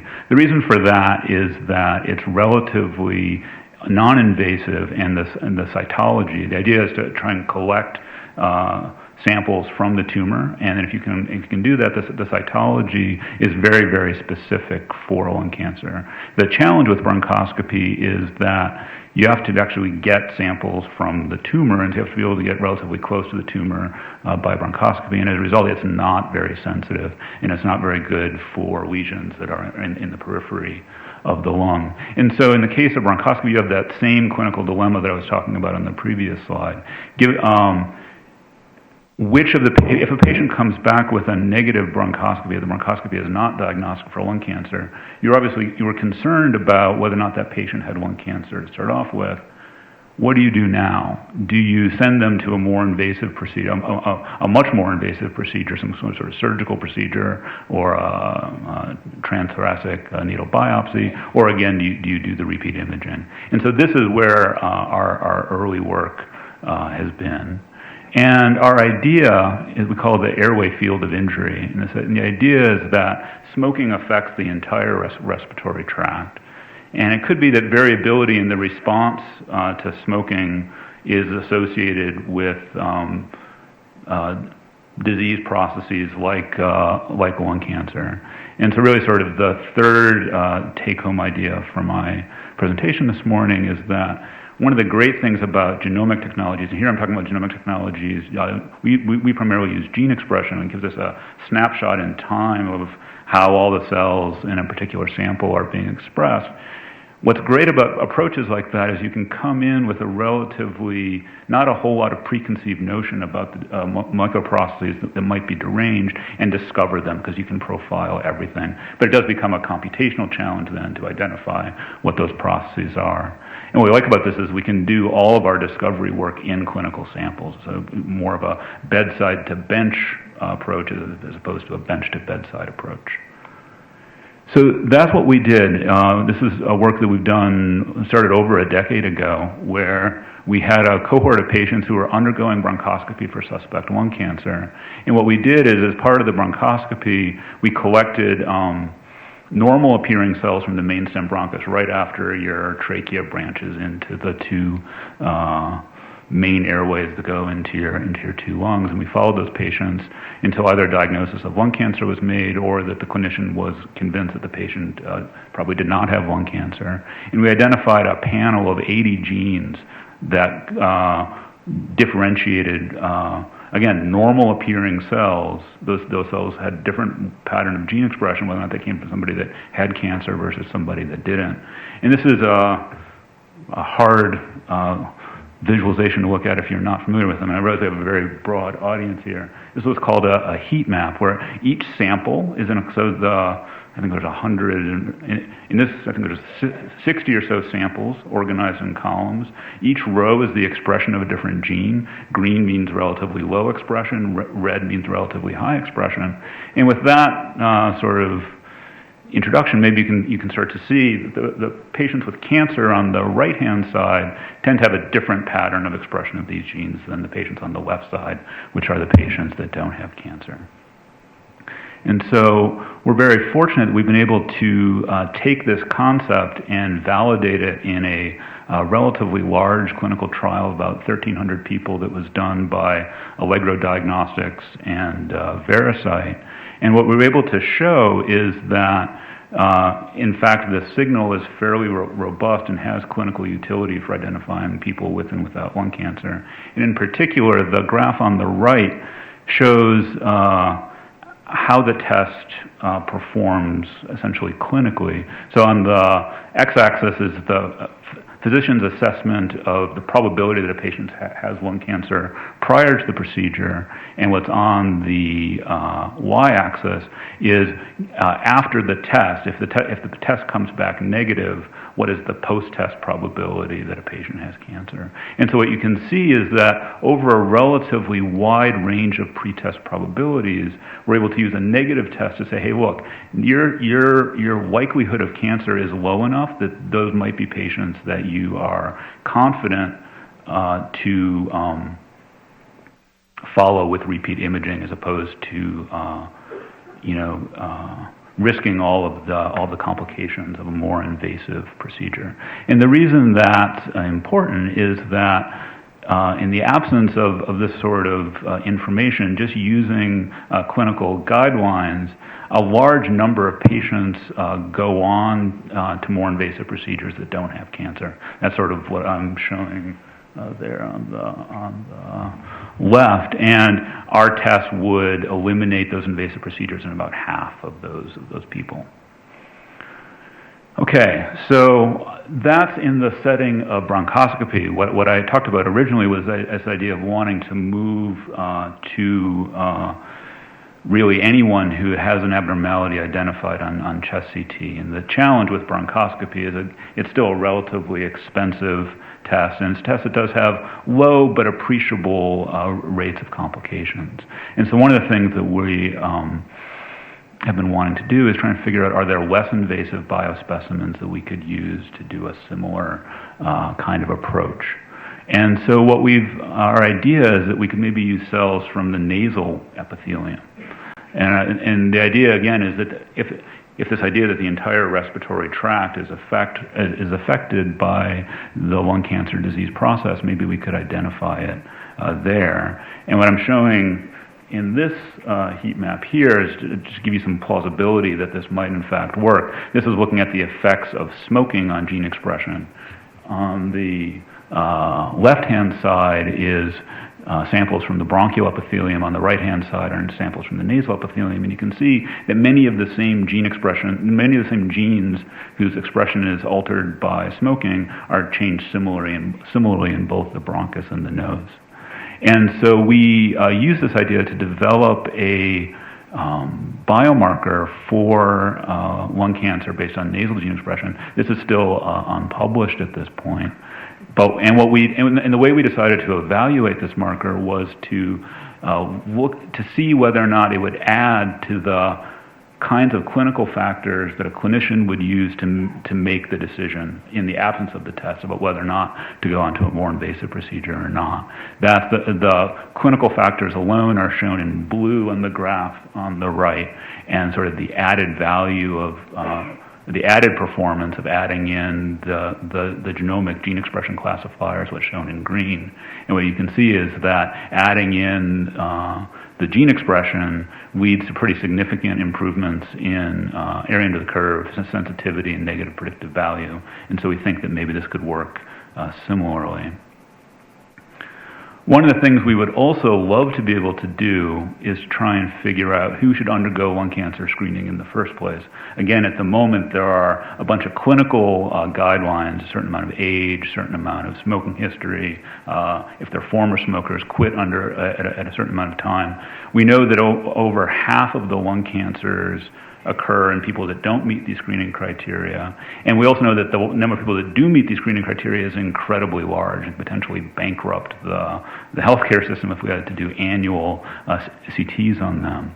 And so what we've been wanting to do to see if we can start to identify signals that might be useful for identifying who should be screened is to look at premalignant lesions that occur in the airway.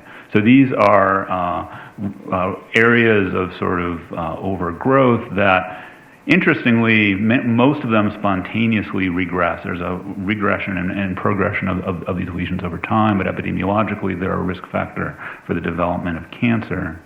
And we've been able, this work is at an even earlier stage than the nasal test I was telling you about.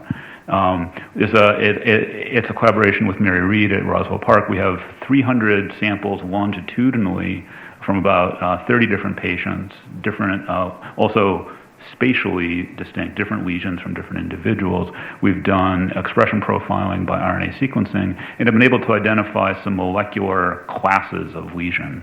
And this is work done by Jennifer Bean, one of the junior faculty in our department. And what's very exciting is that she's identified a subtype of premalignant lesion. We're calling the yellow subtype at the moment. And that yellow subtype, shown all the way on the right, is lesions of that type are much more likely to not progress over time, suggesting that maybe those are the people at highest risk and the kinds of people that should be screened. So really that's pretty much what I had to say. I had those three take-home messages that are on the top of the slide. I'm not going to read them all. Sort of summarizing the rest of it, I think the key to our approach to lung cancer precision prevention is this idea of identifying signals in surrogate tissue. This has led to a test that is now actually being used clinically. And hopefully I've told you that maybe we can be able to move this outside of the bronchus. And with that, I'll thank the relatively large team of people. I should mention this, Avi Spear and I run a lab together, and so this is really a collaboration with Avi.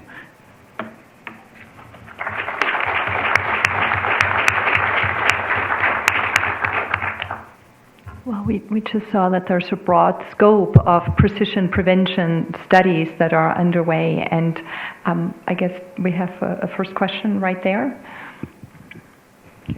Hi, Bruce Bray from Cardiology and Informatics here.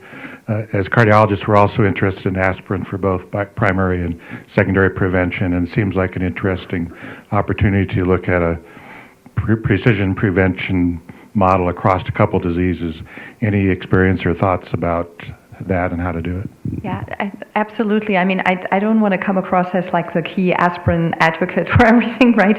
But it's amazing how much potential there is to affect diseases more broadly. And if there are research studies where one could use our scores that we have, but also do a more broader screen with the methods that we applied, I think it would make a lot of sense to move forward. I think there are some studies underway already, but what we mostly also can learn from the cardiovascular area is the side effect question, because that's something which has been challenging for the epidemiologic studies of cancer, whereas you have studies of patients who have taken aspirin over time and where you have measured side effects very rigorously, and I think that's something that will benefit both areas tremendously. And to follow up on that, as someone who is a daily taker of a baby aspirin, I thought it was potentially really interesting to, when doing the cost-benefit analysis, to include both the effects on cardiovascular disease as well as the effects on colorectal cancer, and sort of use that to figure out sort of the overall benefits and the overall costs. Yes, we just need a little bit more funding, but I know Diana and her group is in the room. We basically just got pilot funding for starting with the first cost-effectiveness analysis of precision prevention and want to take it further then to the next step. Now, I have a question for Ricky, and so basically I think it's really fascinating how we can learn so much through the epidemiology on the risk prediction models. And then the question is, if we want to take it to the clinic, well, first of all, we right now have family history already explaining a lot of the risk, right? So that's easy, but how can we then imagine assessments for environmental factors in the clinic that could be transferred quickly? What do you have in mind for that? Thanks for asking the question. So I think the environmental risk factors would be relatively simple to be assessed. There's already a lot of tools, online tools available where you could get your risk score based on your lifestyle environmental risk factors. Often people ask me more about the genetic risk factors, because, you need to take that into account also for the cost effectiveness analysis. And it's getting cheaper and cheaper to do a genome-wide scan. It's currently, you can get 23andMe for $100. The OncoRay costs $40. There's now the new chip that costs about $20. So it's really getting in the realm of getting cheaper and cheaper. There's probably more on the informatics side that needs to happen. But one also has to think about these genetic information can be used for many common complex diseases, not just for colorectal cancer, all cardiovascular diseases, any other cancer, to do with certified intervention screenings, preventive measurements. So there is a growing community of things probably in 10, 15 years, electronic health record data will have this kind of genetic data in the records, and then it becomes relatively cheap to do it. Of course, you still have to have the informatics and the updating of the risk scores because we're getting better and better in doing these risk scores. We have identified 50. We expect there will be a couple of hundred genetic risk loci that we have that will predict colorectal cancer. So I think that's something that's growing for any of the common complex diseases. But I'm pretty excited about that possibility. And just to follow up, also you had like that limit for when one would undergo screening, like being 1% or so. Is that 1% over the next year, or that was over the next 10 years is the absolute risk. We thought, what should we use, when we want to inform starting HS screening. We said, okay, let's just use what's currently used. Currently it's used if you have a family history at the age of, you start screening at the age of 40. If you don't have a family history, which is 85% of the population about, use first degree family history of colorectal cancer, you start screening at the age of 50. So we said, okay, take that person who has 85% of the population who has no family history and is the age of 50. What's the average risk of that person to develop colorectal cancer in the next 10 years? And that's about 1%. So we said, okay, now we're looking at the risk of individuals with their predicted risk. And some reach that risk threshold at the age of 40, whereas others reach that at the age of 55, 60, depending on their risk profile and their gender and so forth. So that's where what we took into account. We didn't know, is 1% the right risk threshold? There is you could bring in cost-benefit analysis to come up with a better threshold. And this was the first starting, and it seemed reasonable to take what is currently used. Okay.